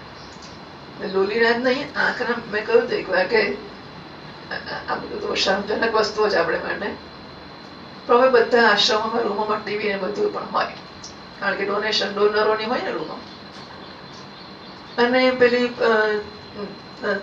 બધાને સગવડ એ પણ થાળી લઈને રૂમમાં જઈને તમે જમી શકો છો. અને માણસ થાળી લઈને રૂમમાં જઈને સમય ટીવી જોતો જોતો કોઈ સિરિયલ અમદાવાદમાં જોવાની ચાલતી હશે રોજની. હવે આ શું શિબિરમાં શેના માટે જવું મને તો કઈ સમજ જ નથી પડતી. એનીવે એટલું એ સાંભળે છે એટલે મોટી વાત છે, એવું ચાલતું હોય છે. લખે છે અહીંયા કેટલાક લોકો ઘર છોડીને ગંગા કિનારે ભક્તિ કરવા જાય છે. ત્યાં ગયા પછી ઘર યાદ આવે છે એમને. એ કેટલાક લોકો ઘેર કાગળ લખે છે, એમને આમને વખતે ફોન નહીં હોય, ડોંગરી મહારાજ વખતે મને લાગે છે નહીં ને, એ ઘેર કાગળ લખે છે. એ મુરબ્બાની બરણી અને કથાણી બરણી મોકલી આપજો. અરે તારે અથાણું જ ખાવું હતું તો ઘર છોડીને આવે શું કરવા? ઘર શું ખોટું હતું? જરૂરિયાત ઓછી કરો, તમારું પાપ છૂટશે. જરૂરિયાત ઓછી હોય તો ભક્તિ કરવાનો સમય મળે છે. પેલું નાળિયેરનું પાણી, એક માણસ નાળિયેરનું મન થાય કે નાળિયેરનું પાણી અડધો કલાક મારું કયા, હા એને કાપો ને એનું પાણી પીઓ ને પછી એને મલાઈ કાઢો, આવે એટલે એમ થાય બગાડી ફેંકી તો ના દેવાય આપણાથી. અડધો કલાક આય હાય તો આખો દાડો લોકો બધી 56 વસ્તુનું શું થતું હશે. જેટલી જરૂરિયાત વધારે થાય એટલો વખત વધારે બગડે. જરૂરિયાત વધે એટલે પાપ કરવું જ પડે, પારકાની ખુશામત કરવી જ પડે. જેની ભાજી ને ભાખરીમાં સંતોષ છે એ જ બરાબર ભક્તિ કરી શકે. જેને સારું સારું ખાવામાં આનંદ મળે છે, મજા આવે છે, ભક્તિ શું કરતો હશે? એ તો લોલીના લાડ કરે છે. પેટને જેટલી જરૂર છે તેટલું જ ખાય એ પુણ્ય છે, પણ એટલે પેટને માટે ખાય, લોલી માગે એ આપવું એ પાપ છે. એકવાર એનું માગ્યું આપશો તો બીજા બીજું માગશે. આ બધી વસ્તુઓ એટલી બધી, અને એમના વખતમાં એ બહુ જોરશોરથી આ બધા શબ્દો વાંચો જ છે નથી, પણ એની બહુ જ અસર એ વખતે જન્મતી હતી લોકો ઉપર આ બધી વસ્તુઓની. જો કે શ્રોતાઓનું સ્તર પણ જુદા પ્રકારનું તે વખતનું, એ કેવું પડે.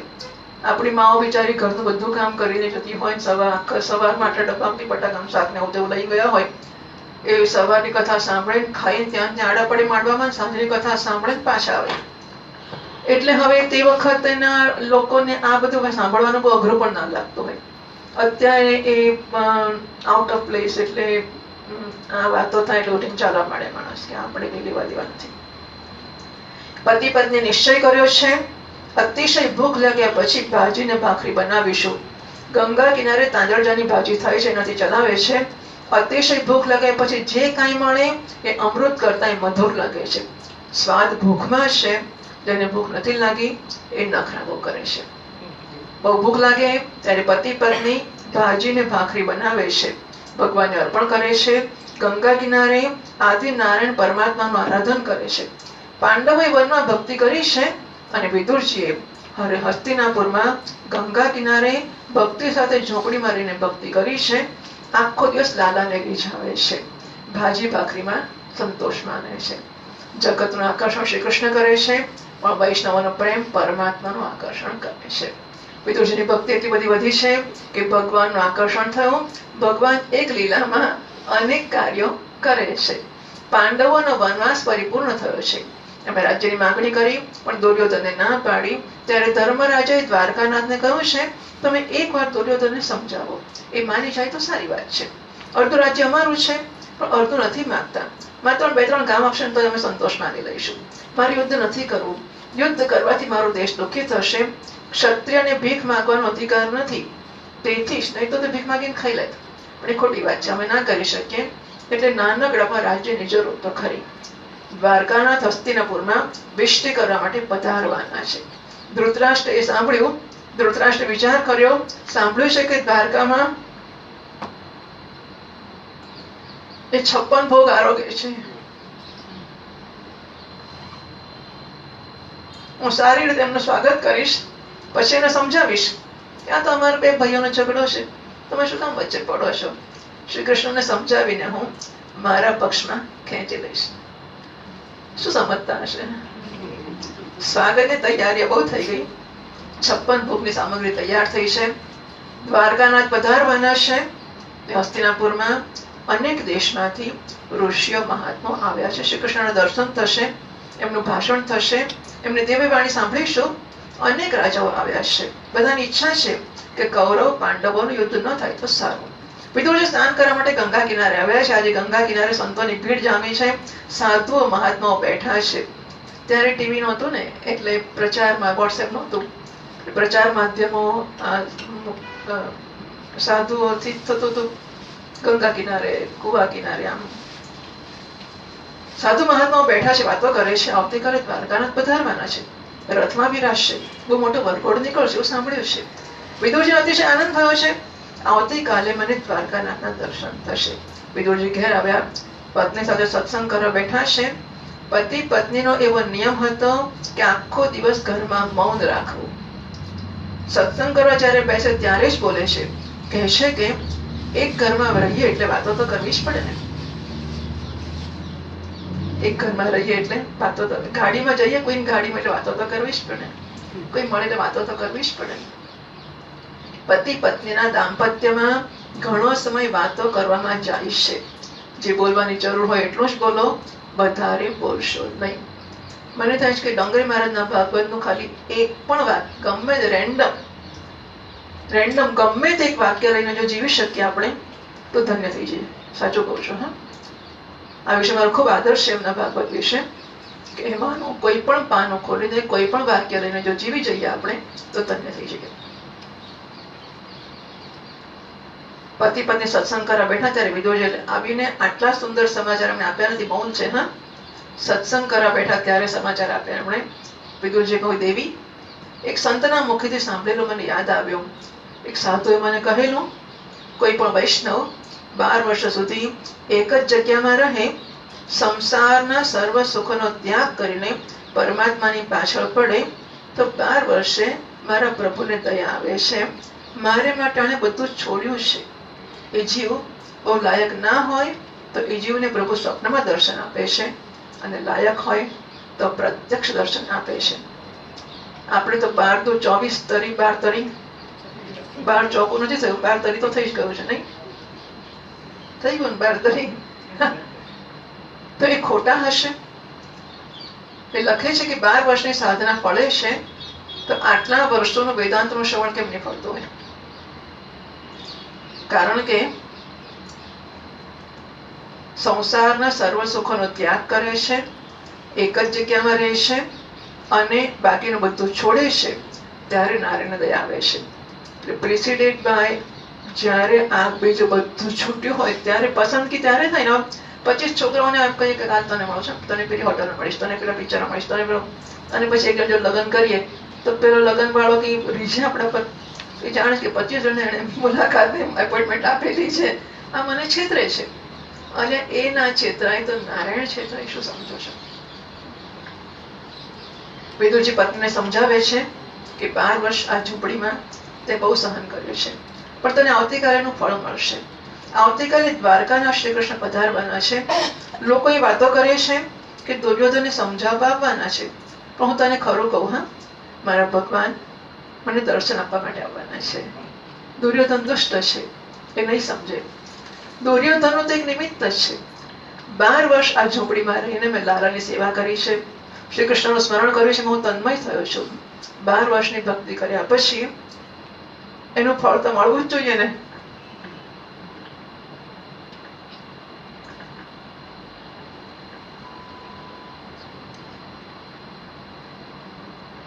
મારા ભગવાન મારે માટે પધારશે.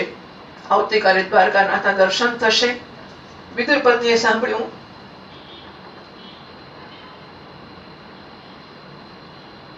રાજી થયા, આંખો ભીની થઈ.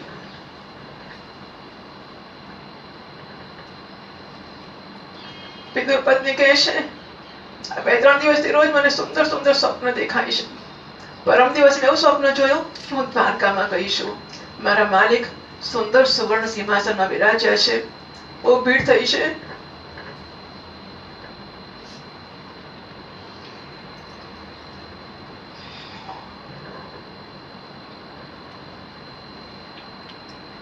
એ ભીડમાં આ જીવ પણ ગયો. હું તો બહુ દૂર ઊભી છું, સુવર્ણ સિંહાસનમાં બિરાજેલા મારા નાથના હું દર્શન કરું છું. મેં બે હાથ જોડ્યા ત્યારે પ્રભુએ મને નજર આપી, મારી સામું જોયું. મને જોઈને ગાલમાં સ્મિત હાસ્ય કર્યું. હું જાગી ગઈ. ગઈકાલે મેં તો સ્વપ્નમાં જોયું, બાલકૃષ્ણ નાલી આરતી ઉતારું છું, મારા ઠાકોરજીનો ફૂલની માળા અર્પણ કરું છું, એવું સ્વપ્ન મને દેખાયું. મનની પરીક્ષા જાગ્રત અવસ્થામાં થતી નથી, સ્વપ્ન અવસ્થામાં થાય છે. પ્રવૃત્તિમાં થતી નથી, પૂર્ણ નિવૃત્તિમાં થાય છે. નિવૃત્તિના સમયે તમારું મન ક્યાં જાય છે? પૂર્ણ નિવૃત્તિમાં મન જેવો વિચાર કરે છે, માનજો મન ત્યાં ફસાયેલું છે. મન જેવા બહુરત રહે એ સ્વપ્નમાં આવે છે. સ્વપ્નમાં ભગવાન દેખાય, સ્વપ્નમાં પ્રભુના નામનો જપ થાય, સ્વપ્નમાં પરમાત્માની સેવા થાય તો માનજો હું વૈષ્ણવ થયો છું. અંદરથી જયારે ભક્તિનો રંગ લાગે ત્યારે સ્વપ્નમાં ભગવાન યાદ આવે, સ્વપ્નમાં પ્રભુનું સ્વરૂપ દેખાય, સ્વપ્નમાં તમને જે દેખાય માનજો તમારું મન ત્યાં ફસાયેલું છે. ભગવાન કૃપા કરે છે ત્યારે પ્રથમ સ્વપ્નમાં દર્શન આપે છે. વિદુરજી કહ્યું છે આ સ્વપ્ન બહુ સુંદર છે, આવતીકાલે દ્વારકાનાથના દર્શન થશે. મને લાગે છે કે આપણામાંના કેટલાય લોકો એવા હશે કે સ્વપ્નમાં ભગવાનના દર્શન થયા હશે. હશે કે નહીં? નહીં, મને ખાતરી છે કે આપણામાં કદાચ બધા હશે અથવા કદાચ ઘણા હશે. એ થયા પછી હજુ આગળ ન ચલાતું નહીં. એ કહે છે કે સ્વપ્નમાં દર્શન થયા, સમજો કે નારાયણની કૃપા થઈ. એટલે બહુ લાંબી યાત્રા છે, બહુ લાંબી છે. વિદુર પત્ની હાથ જોડ્યા અને કહ્યું કે પ્રભુ સાથે તમારો કઈ પરિચય છે? ભગવાન તમને ઓળખે છે કે નહીં? વિદુરજીએ બે હાથ જોડ્યા અને કહ્યું મને સારી રીતે ઓળખે છે, મારા પર બહુ પ્રેમ છે એમનો. હું તને શું કહું, મારા જેવા સાધારણ એક જીવને પણ એ બહુ માન આપે છે. હું જયારે વંદન કરું છું ને ત્યારે ઠાકોરજી મને કોઈ દિવસ મારા નામથી નથી બોલાવતા. હું લાયક નથી, પણ ઉંમરથી મોટો છું ને, વયોવૃદ્ધ છું, તે મારા ભગવાન મને કાકા કહીને જ બોલાવે છે. એ જયારે કાકા કહીને મને બોલાવે છે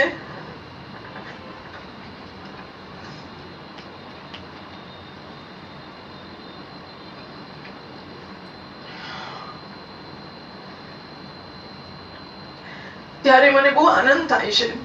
મને કાકા કહીને બોલાવે છે એટલે અંતકાળે મને લેવા આવશે.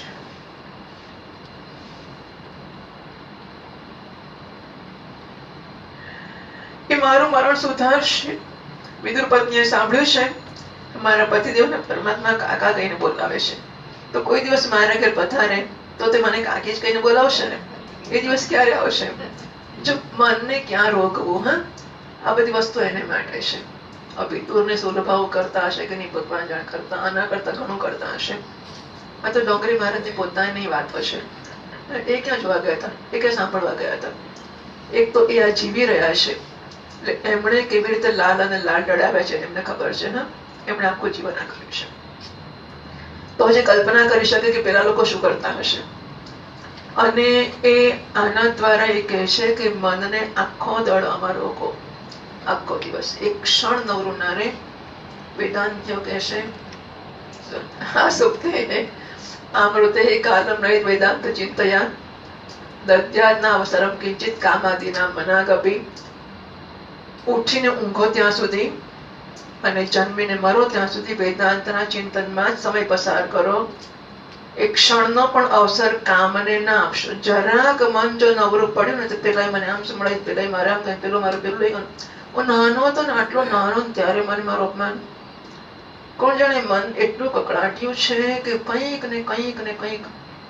અને એટલા માટે સતત અને સતત એને કામમાં અને ઈચ્છનીય કામમાં શાસ્ત્રોની સંમતિ આપી છે એવા કામ એને રોકી જ રાખવું જોઈએ. જરાક નવરું પડશે તો આ ધંધો એ કર્યા જ કરશે. એટલે વેદાંતનું ચિંતન થતું હોય તો ઉત્તમમાં ઉત્તમ છે, પ્રશ્ન જ નથી આવતો. પણ એ આઘું હોય તો લાલા લાડ લડાવો. પણ મન ત્રીજી વસ્તુમાં ના જ જવું જોઈએ, ના જ જવું જોઈએ. લોકો આવ્યા કે નહીં, ખાધું કે નહીં, આ ભાજી તો ના ખાઈ પણ શું બટાકા વડા ખાશે, કે ઢોકળા ખાશે, કે જે ખાવું હોય ખાય, ના ખાવું હોય પાછા જાય, જે કરવું હોય કરે. આપણી જિંદગીને એક દિશા ના જ મળે.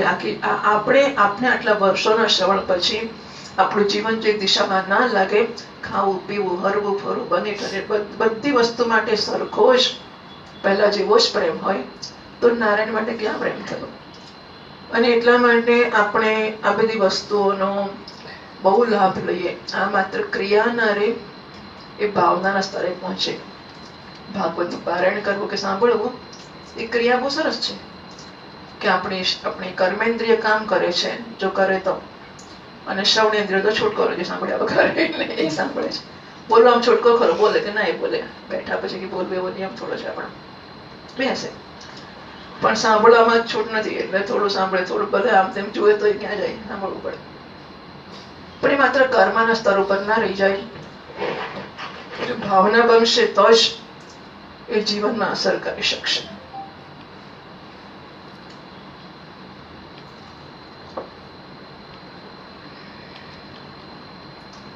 એટલે મારી પાસે આવશે મને કાકી જ કહેશે ને, એ દિવસ ક્યારે આવશે? ભગવાન મારી ઘેર પધારે, મારા ઘરની સામગ્રી આરોગે, હું દર્શન કરું, મને એકવાર એ પ્રેમથી કાકી કહીને બોલાવે. મારે એમની પાસે કંઈ માંગવું નથી, કોઈ સૌ ભોગવવાની મને ઈચ્છા નથી, પણ મને કાકી કહીને બોલાવશે ને તો મારું મરણ સુધરશે. હું ભગવાનને કાકી છું, હું નારાયણને કાકી છું. ભગવાન જેને અપનાવે છે અંતકાળમાં એને લેવા આવે છે. હું રોજ રોજ ભાવના કરું છું કે બાલકૃષ્ણ આરોગ્ય, મને હવે ભાવનાથી સંતોષ નથી થતો. ઠાકોરજી આરોગ્ય તમારે પ્રત્યક્ષ દર્શન કરવા છે. તમને એટલું બધું માન આપે છે તો પ્રભુને આમંત્રણ આપો ને.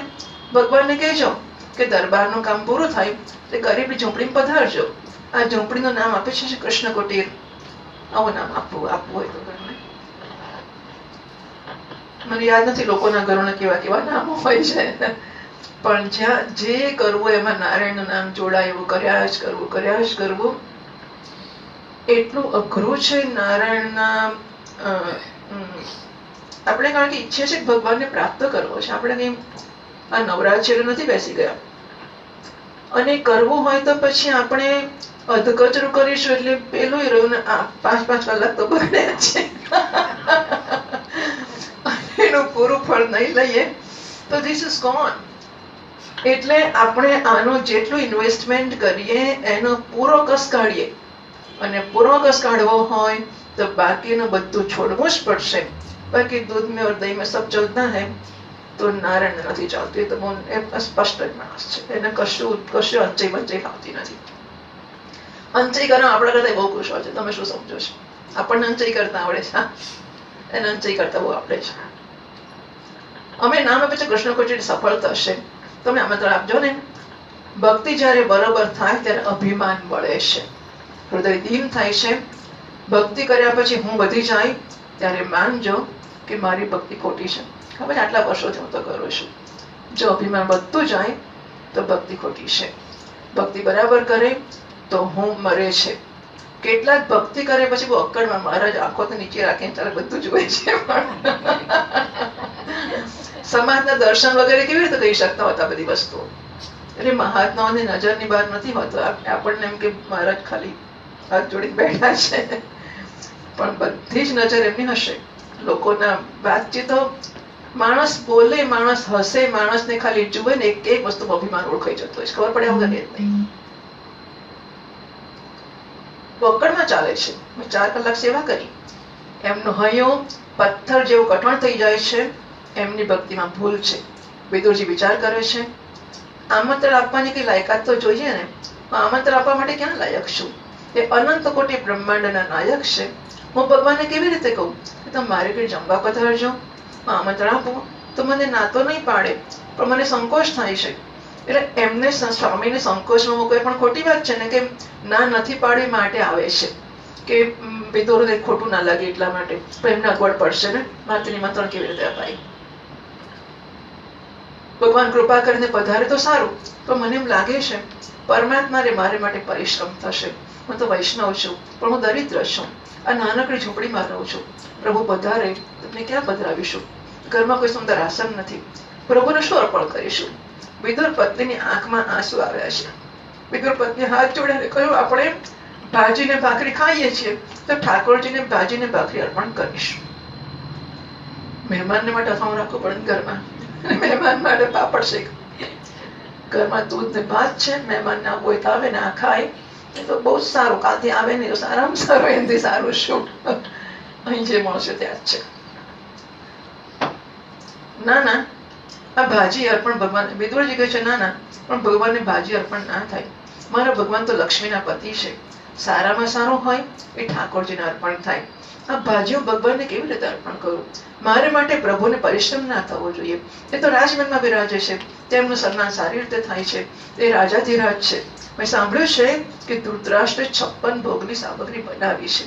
મારા જેવા ગરીબને ઘેર આવે તો મને આનંદ થશે, પણ પ્રભુને બહુ પરિશ્રમ થશે. મારા સુખને માટે મારે ભગવાનને બહુ ત્રાસ નથી આપવો. હું આમંત્રણ આપવાને લાયક નથી. વિદુર પત્નીનું હૃદય પીગળ્યું છે. હું ગરીબ છું એટલે ભગવાન મારે ઘેર ના આવે? હું ગરીબ છું પણ મેં કોઈ દિવસ પાપ નથી કર્યું. મેં મારા બાલકૃષ્ણલાલને અર્પણ કર્યા વિના કોઈ દિવસ પાણી પીધું નથી. આપણે ડોંગરી મેં કહ્યું એમ, આના એક એક શબ્દમાંનું કશું પણ કે હું નારાયણ અર્પણ કરી, ઘરમાં જે કઈ વસ્તુ આવે નારાયણને બતાવી દેવી. ચંપલ આવ્યા તો એ ભગવાન પાસે મૂકી દેવા. જે કઈ આવે ઠાકોરજી બતાવી દે. બીજો આ લાવ્યો છું, કાલથી આ પહેરીશ. એને આવું આપણો જ છે એક રિવાજ કે જે આવે નારાયણ અર્પણ કરી દે. ડોંગરી મહારાજ કહે છે બજારમાં જાઓ કશું ઠાકોરજી માટે લાવો, તમારું જવાનું યાત્રા કરી જશે. જ્યાં જ્યાં ગમે તે વસ્તુમાં પણ ઠાકોરજી વગરનું આપણું જીવનનો એક અંશ કે એક ક્ષણ ના નીકળવી જોઈએ. મેં એમને અર્પણ કર્યા વગર પાણી પીધું નથી. હું બધું ભગવાનને અર્પણ કરું છું. આખો દિવસ એમને રીઝાવું છું, એમને મનાવું છું. એ તો ભાવના ભૂખ્યા છે, પ્રેમના ભૂખ્યા છે. એ આપણે ઘેર નહીં આવે. ભગવાન શ્રીમાનને ઘેર જ જાય. હું ગરીબ છું તે કે મેં મોટો ગુનો કર્યો છે? મેં તો સાંભળ્યું છે કે ગરીબ વૈષ્ણવ પરમાત્માને બહુ વાલાશ લાગે છે. ગરીબાઈમાં એક મોટો સદગુણ છે. જે ગરીબ છે ને એ હૃદયથી દીન બને છે. દારિદ્ર્યમાં અભિમાન મરે છે, પણ એ કઈ નિયમ નથી. હા, દરિદ્રતાથી અભિમાન મરે એવો નિયમ નથી. માણસ નક્કી કરે તો જ મરે. બાકી ગરીબ માણસને પણ ટણી તો એટલી જ હવે કે માગવા નહીં જઈએ ને, નહીં ભૂખ્યા મરીશું, મરી જઈશું, માગીશું નહીં, માગ્યા વગર આપશે તો લઈશું નહીં.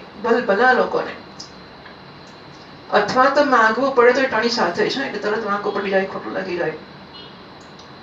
આ અહંકાર નામનો જવાનો તો ભયંકર વસ્તુ છે. સંપત્તિ પણ ધનવાનનું તો નથી જ જતો હોતો. ગરીબનું અભિમાન જવાની શક્યતાઓ ઘણી વધારે છે, પણ ધનવાન આ બધામાં અપાતો રહેવાના. ધનવાનો પણ સરસ મળી જતા હોય છે, પણ મહદઅંશે પેલું સોયના કાણામાંથી ઊંટ નીકળે તો ધનવાને સ્વર્ગનું રાજ્ય મળે. આવું વાક્ય નહીં છે કે સોયના કાણામાંથી ઊંટ નીકળે, એક વાર નીકળે કે નહીં તો ધનવાનને સ્વર્ગનું રાજ્ય મળે.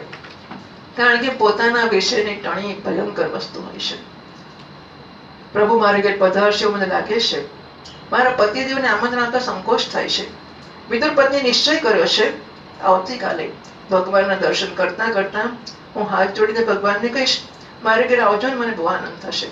મારા પતિદેવને સંકોચ થાય છે, પણ મને લાગે છે કે પધારશે. મારો પ્રેમ સાચો હશે તો જરૂર પધારશે. મારા પ્રેમમાં કઈ કપટ હશે તો નહીં આવે. એ તો અંતર્યામી છે, બધું જાણે છે. પતિ પત્નીને રાત્રે નિદ્રા આવતી નથી.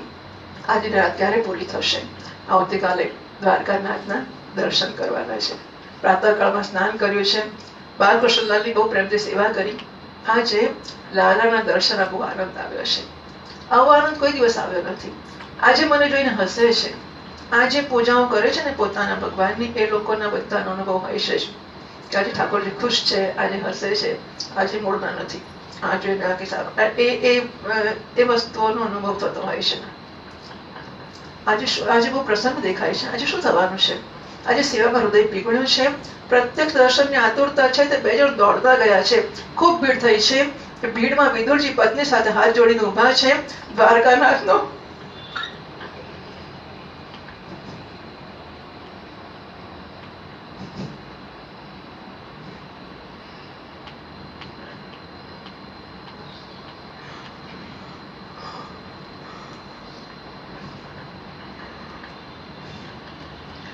દ્વારકાનાથનો રથ દેખાયો.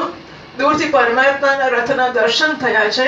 સોનાનો રથ છે, 4 ઘોડા છે, તારક સારથી છે, ઉદ્ધવ અને સાત્યકી બે બાજુ.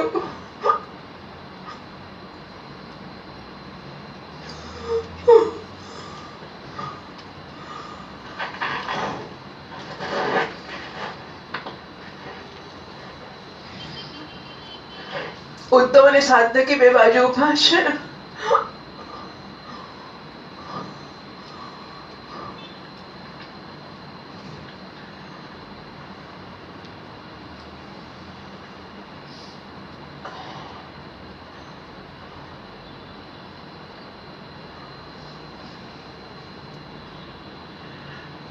હાથમાં પંખો લઈને માલિકની સેવા કરે છે. બ્રાહ્મણો વિષ્ણુ સહસ્રનામનો પાઠ કરે છે. મોટા મોટા ઋષિઓ વેદ મંત્રોથી સ્તુતિ કરે છે. જય જયકાર થઈ રહ્યો છે. વૈષ્ણવો પ્રેમથી પરમાત્માને રાજી કરવા માટે હરે કૃષ્ણ કીર્તન કરતા આનંદમાં નાચે છે. બધાની ઈચ્છા છે પરમાત્મા એક વાર નજર આપે. માલિકની નજર ધરતીમાં છે, કોઈ નજર આપતા નથી. આ જીવને કરેલા પાપ માટે જ્યારે હૃદયથી પસ્તાવો થાય છે, આ જીવ સર્વ પ્રકારના અભિમાન છોડીને જ્યારે શરણે આવે છે ત્યારે જ પરમાત્મા એને નજર આપે છે. વિદુરજીને રથમાં બિરાજેલા દ્વારકાનાથના દર્શન કરતા આનંદ થયો. મારા ભગવાનનો વૈભવ કેવો છે! વાહ, એમનો રથ કેવો સુંદર છે! મારા ભગવાન લક્ષ્મીના પતિ છે. દર્શન કરતા વિદુરજીની આંખમાં આંસુ આવે છે. શરીરમાં રોમાંચ થયો છે. બે હાથ જોડ્યા છે. માલિકના દર્શન કરતા પ્રભુને રીઝવે છે. આ જીવ શરણે આવ્યો છે. હું તમારો છું નાથ. વર્ષોથી હું વિખૂટો પડ્યો છું. કૃપા કરો, એક વાર મને નજર આપો. આ જગન્નાથ સ્વામી નયન પથગામી ભવતુ મે એ ત્યાં એમાં શ્લોક છે, રથારૂઢો ગચ્છન્ન, એ એમણે ગાયા છે. રથારૂઢો ગચ્છન્ન મિલિત ભૂદેને, મિલિત ખોટું છે.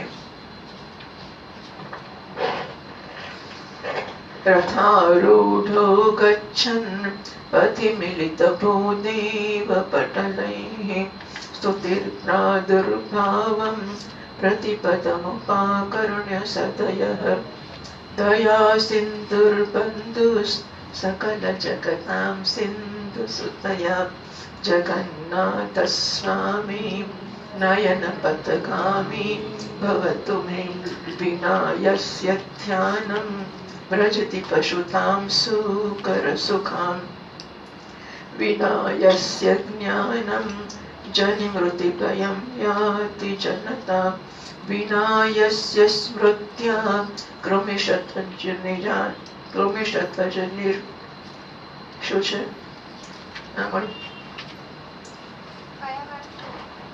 જગન્નાથ અષ્ટકમ. અચ્છા, આ કૃષ્ણાષ્ટકમ બીજો શ્લોક છે.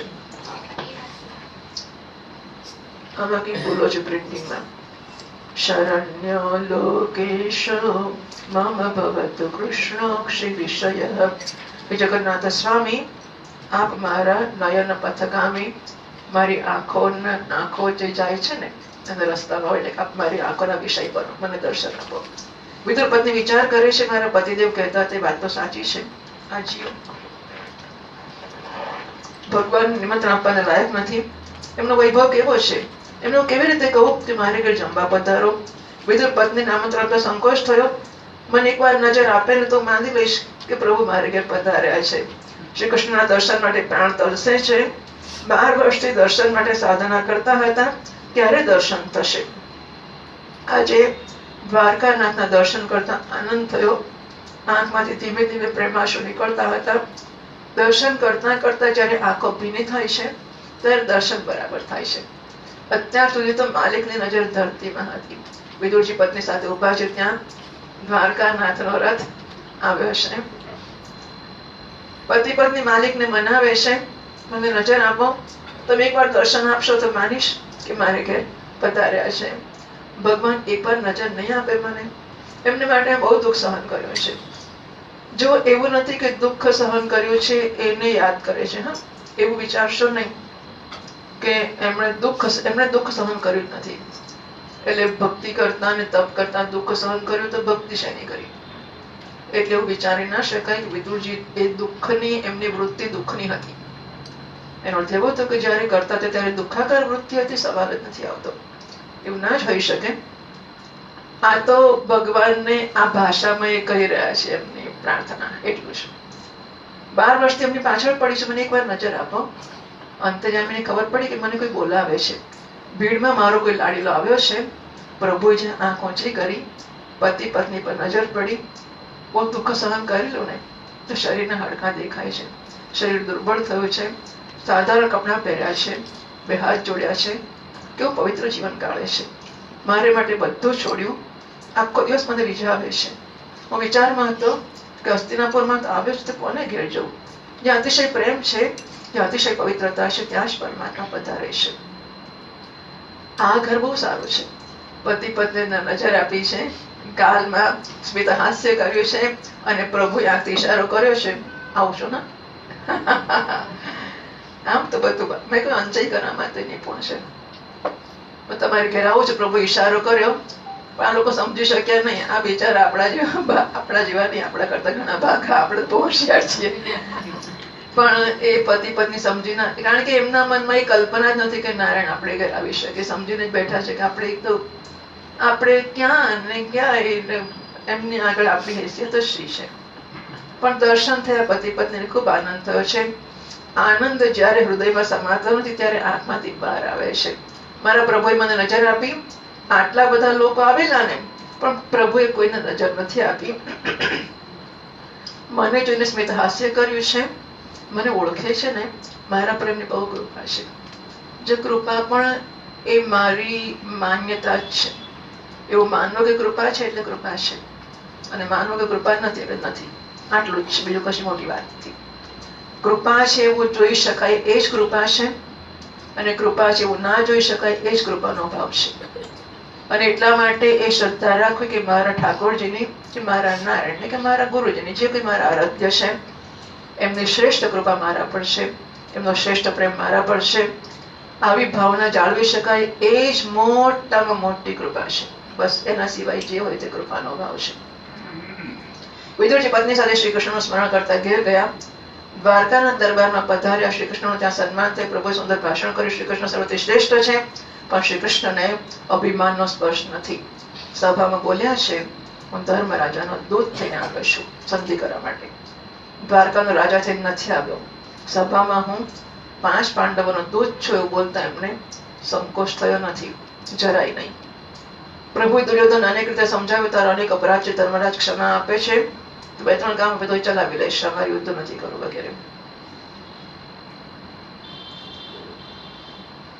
માલિકને સામો જવાબ આપે છે દુર્યોધન, ભીખ માંગવા દીધે કે રાજ મળતા હશે. પાંડવમાં શક્તિ હોય તો યુદ્ધ કરે. 100ની અણીમાં જેટલી માટી રહે એટલી જમીન પણ યુદ્ધ કર્યા વગર હું આપવાનો નથી, થાય તે કરી લો. ભગવાન સમજી ગયા, આ હવે સુધરશે નહીં. માર ન પડે ત્યાં સુધી આ નક્કલ નહીં આવે. મૂર્ખને કોઈ સમજાવે એટલે સુધરતો નથી. મૂર્ખ લોકો માર પડે તો જ સુધરે છે. મહારાજ બોલવામાં ઘણા શાર્પ, ઘણા તીક્ષ્ણ છે. મારે હવે એને મારવો જ પડશે.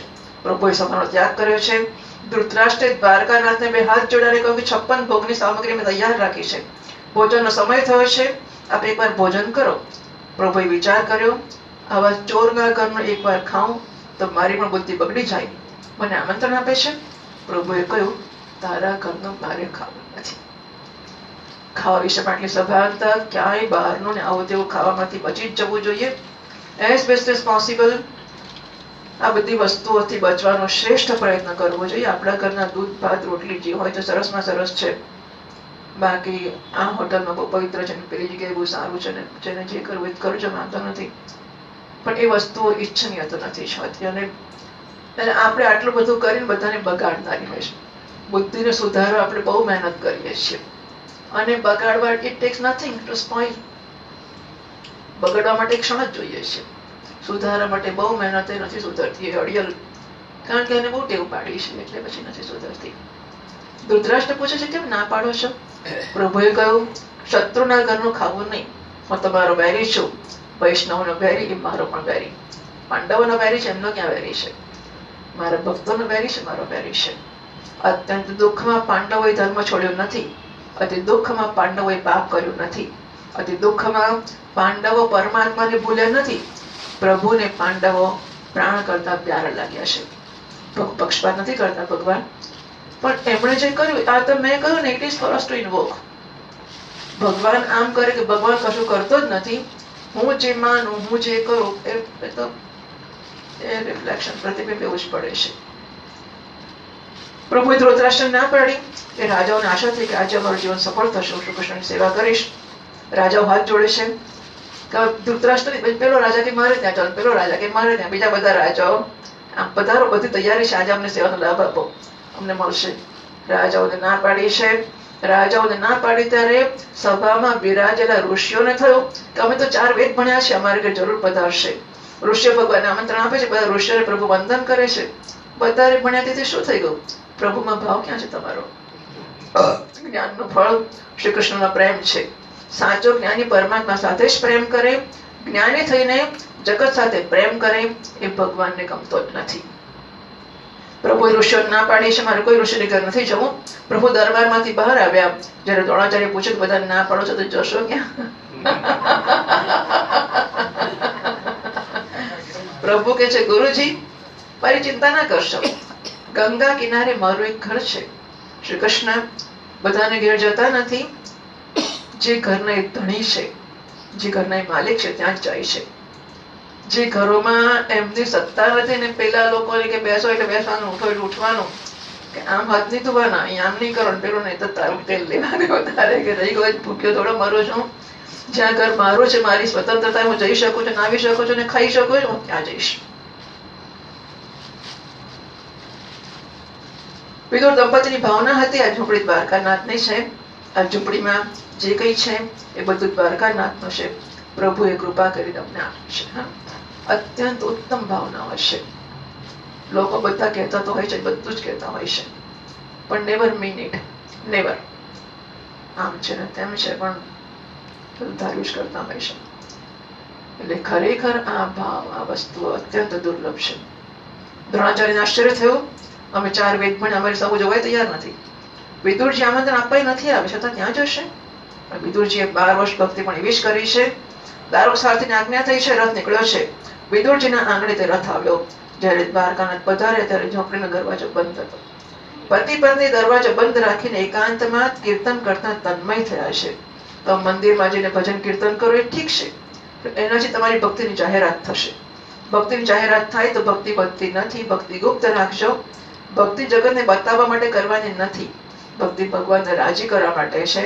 ભક્તિ ભગવાનમાં તન્મય થવા માટે કરવાની છે. ભક્તિની જાહેરાત થાય તો ભક્તિમાં વિઘ્ન આવે છે. ઘરમાં દરવાજો બંધ રાખીને એકાંતમાં ભક્તિ કરજો, તમારું ઘર પ્રભુનું ધામ બની જશે. વિદુરના ઘરનો દરવાજો બંધ છે, એકાંતમાં કીર્તન કરે છે. આજે કીર્તન કરતા કરતા વિદુર પત્ની બાલકૃષ્ણલાલ સાથે વાતો કરે છે.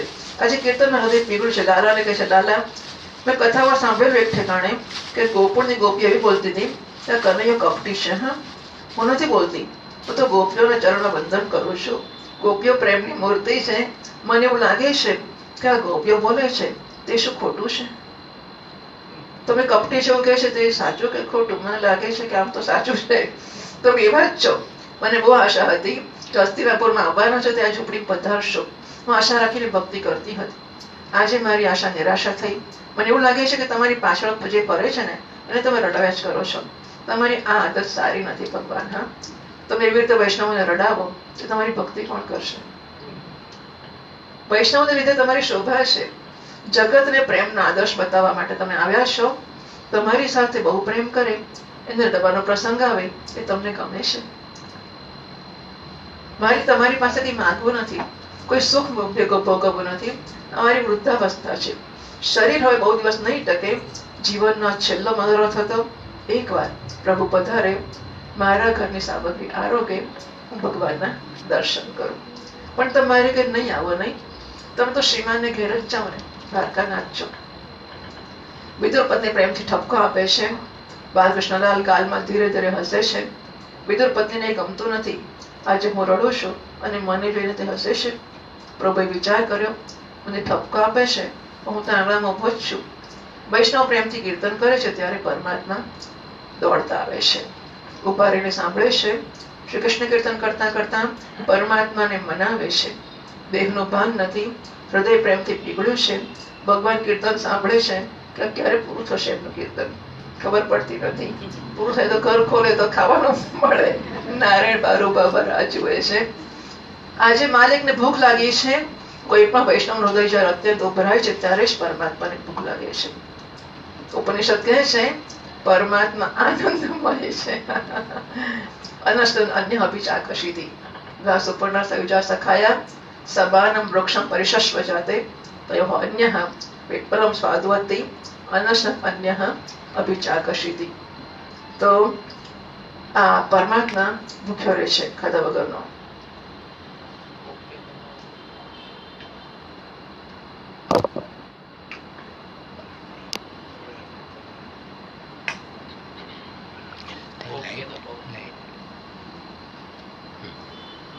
સ્વિચ ચાલુ છે બધી લાઈટ કરો ને બંને સ્વિચ ચાલુ કરી દે. નારાયણ નારાયણ નારાયણ કશું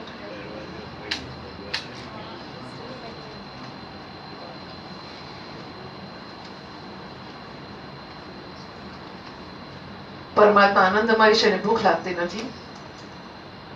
ન તો દર્શનાથી કશ્ચન ન તો દર્શનાથી કિંચન, ખાતો નથી.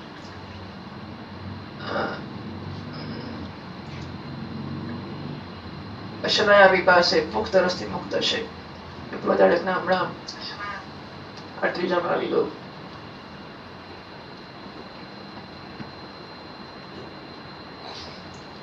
છંદો કે મયાત નો અપહત પાપમાં વિચાર વિવૃત્તિ વિશોક વિજગત સહ અપિપાસ નહીં આવી ગયું ને હમણાં છેલ્લામાં. ભૂખ વગરનો છે, તરસ વગરનો છે. એ ખાતા નથી, પીતા નથી, બધાને ખવડાવે છે, સર્વનું પોષણ કરે છે, વિશ્વંભર છે. વેદોમાં વર્ણન આવે છે આ સંસાર વૃક્ષ છે. આ સંસાર વૃક્ષમાં બે પક્ષીઓ બેઠા છે. ઘાસુપર્ણ સયુજા સખાયા. આ જીવરૂપી પક્ષી વિષયરૂપી ફળો ખાધા કરે છે તો એ દુર્બળ છે. પરમાત્મા સાક્ષી ભાવે જુએ છે, આનંદમય છે. કોઈ વિષયરૂપી ફળ ખાતા નથી, પુષ્ટ છે. વેદ ભગવાન વર્ણન કરે છે કે ભગવાનને ભૂખ લાગતી નથી. વેદ ઉપનિષદનો આ સિદ્ધાંત સત્ય છે. પણ કોઈ વૈષ્ણવના હૃદયમાં પ્રેમ બહુ ઉભરી જાય તો પછી પરમાત્માને ભૂખ લાગી જાય. પ્રેમ નિષ્કામને સાકામ બનાવે છે. પ્રેમ નિરાકારને સાકાર બનાવે છે. જે સૌથી મોટો છે, સર્વના પિતા છે, પ્રેમને વશ થઈને નાનકડો બાળક પણ બની જાય છે. પ્રેમ પરમાત્માને બાળક બનાવે છે. પ્રેમમાં એવી શક્તિ છે જે પરમાત્માને ભૂખ લાગી છે.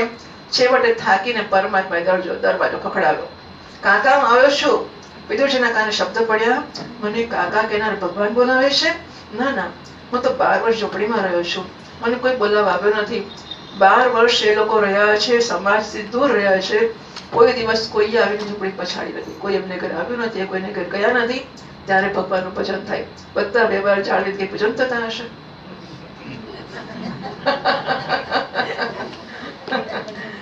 ના ના, હું 12 વર્ષ ઝૂંપડીમાં રહ્યો છું, મને કોઈ મળવા નથી આવ્યું. મારા જેવા દરિદ્રને ઘેર કોણ આવ્યું? પ્રભુએ ફરીથી કહ્યું, કાકા હું આવ્યો છું. હવે તુજને ખાતરી થઈ કે પરમાત્મા પધારે હશે. આશા નહોતી કે પ્રભુ પધારશે. અતિશય આનંદ થયો છે. 2 જણ દોડતા દોડતા ગયા છે. જ્યાં દરવાજો ઉઘાડે છે ત્યાં શંખ ચક્ર ગદા પદ્મધારી શ્રી દ્વારકાનાથના દર્શન થયા છે. દ્વારિકાધીશ શ્રી ગોવર્ધનનાથ ભક્તવત્સલ ભગવાન જય હો જય હો જય હો જય હો જય હો જય હો જય હો જય હો જય હો જય હો.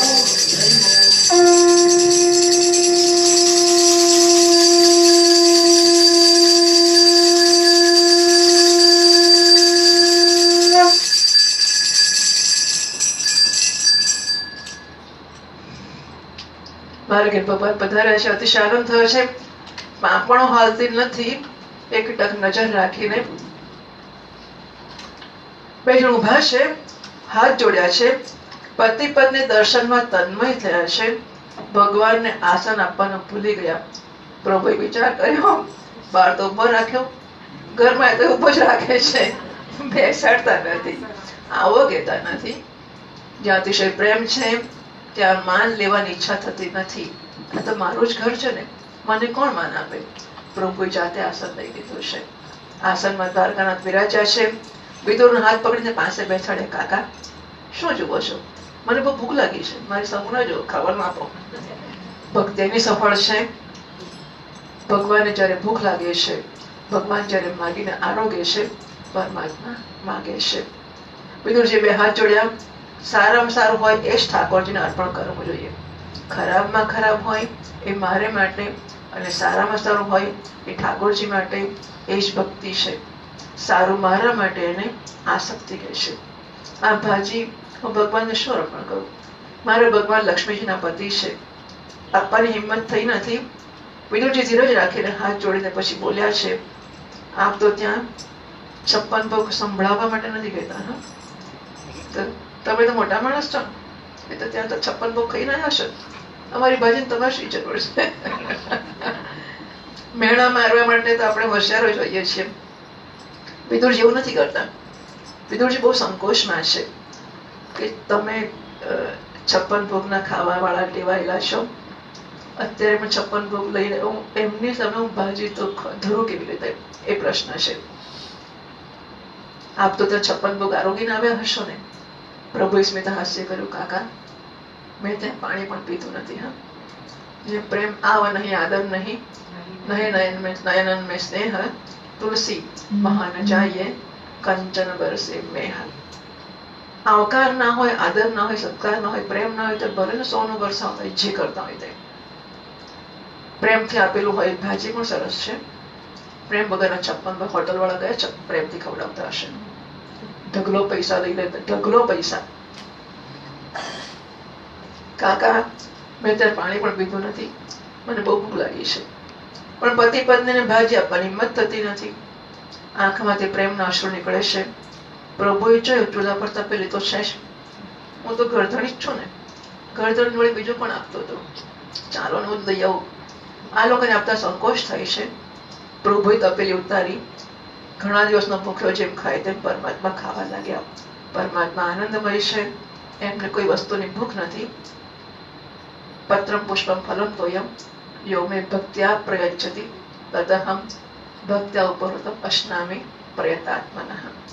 પાંદડે આપે તો ખાઈ લઉં છું હું, મને ભક્તિથી આપે, ભક્તિ ખાઉં છું, પ્રેમ ખાઉં છું હું, ભાજી નથી ખાતો. પરમાત્માને પ્રેમની ભૂખ છે. પ્રેમ રસ અતિ મધુર રસ છે. મોટા મોટા રાજાઓ અને ઋષિઓ દ્વારકાનાથને આમંત્રણ આપતા હતા, પણ પ્રભુ કોઈને ઘેર ગયા નથી.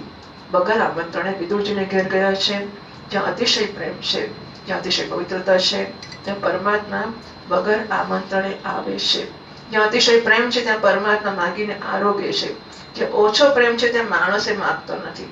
ઓછો પ્રેમ હોય ને તો આપે તો લેવાની ઈચ્છા ના થાય કે હવે ક્યાં લેવું જવા દો, ચાલશે, ઘેર જઈને ખાઈશું.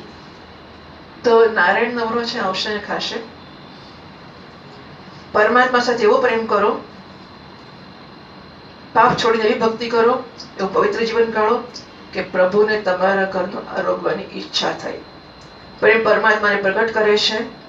ઈશ્વરનો અર્થ સર્વવ્યાપક છે વગેરે. ચાલો, વિદુરજીને ઘેર દ્વારકાનાથ માગીને આરોગે છે. પરમાત્માએ આજે ભાજીના વખાણ કર્યા છે. વિદુર પત્નીનો મનોરથ હતો, દ્વારકાનાથ આરોગે અને હું દર્શન કરું, મારે પ્રભુ પાસે કંઈ માગવું નથી. આજે વિદુર પત્નીનો મનોરથ પ્રભુએ પૂર્ણ કર્યો છે. જેની ઈચ્છા શુદ્ધ છે એની ક્રિયા પણ શુદ્ધ છે. ઈચ્છા શુદ્ધિ વગર ક્રિયા શુદ્ધિ થતી નથી. ઈચ્છા વિકારી હોય તો ક્રિયા શુદ્ધ હોતી નથી. વિદુરજીની પત્નીની ઈચ્છા શુદ્ધ હતી. પરમાત્મા શુદ્ધ ઈચ્છા પરિપૂર્ણ કરે છે. શુદ્ધનો અર્થ ભાગવતે તો નિષ્કપટ જ કરી છે. સો ધર્મ પ્રોક્ત પ્રોજિત કૈતવઃ. તો કૈતવ એટલે કપટ, એટલે કે ફળની આશા. ફળની આશા વગરનો ધર્મ ભાગવતમાં કહેવાયો છે. અને માટે શુદ્ધ ઈચ્છા એટલે ફળની ઈચ્છા વગરની ઈચ્છા. સત્યનારાયણની કથામાં આવે છે, બ્રાહ્મણની ઈચ્છા થઈ સત્યનારાયણની પૂજા કરવી છે. બ્રાહ્મણ ગરીબ છે, પૈસો નથી, કેવી રીતે પૂજા કરે? એની ભાવનાથી શીરો ખાવાની ઈચ્છા નહોતી હો. શીરો ખાવાની ઈચ્છા તો કદાચ ભગવાન પૂરી ના કરે. આ તો સત્યનારાયણની પૂજા કરવાની ભાવના હતી કે જે મળશે નારાયણ અર્પણ કરીશ. પરમાત્માને પ્રચુર ધન આપ્યું. વિદુરજીને કૃતાર્થ કરીને પછી ભગવાન ધૃતરાષ્ટ્રને ધર્મરાજાને મળવા ગયા.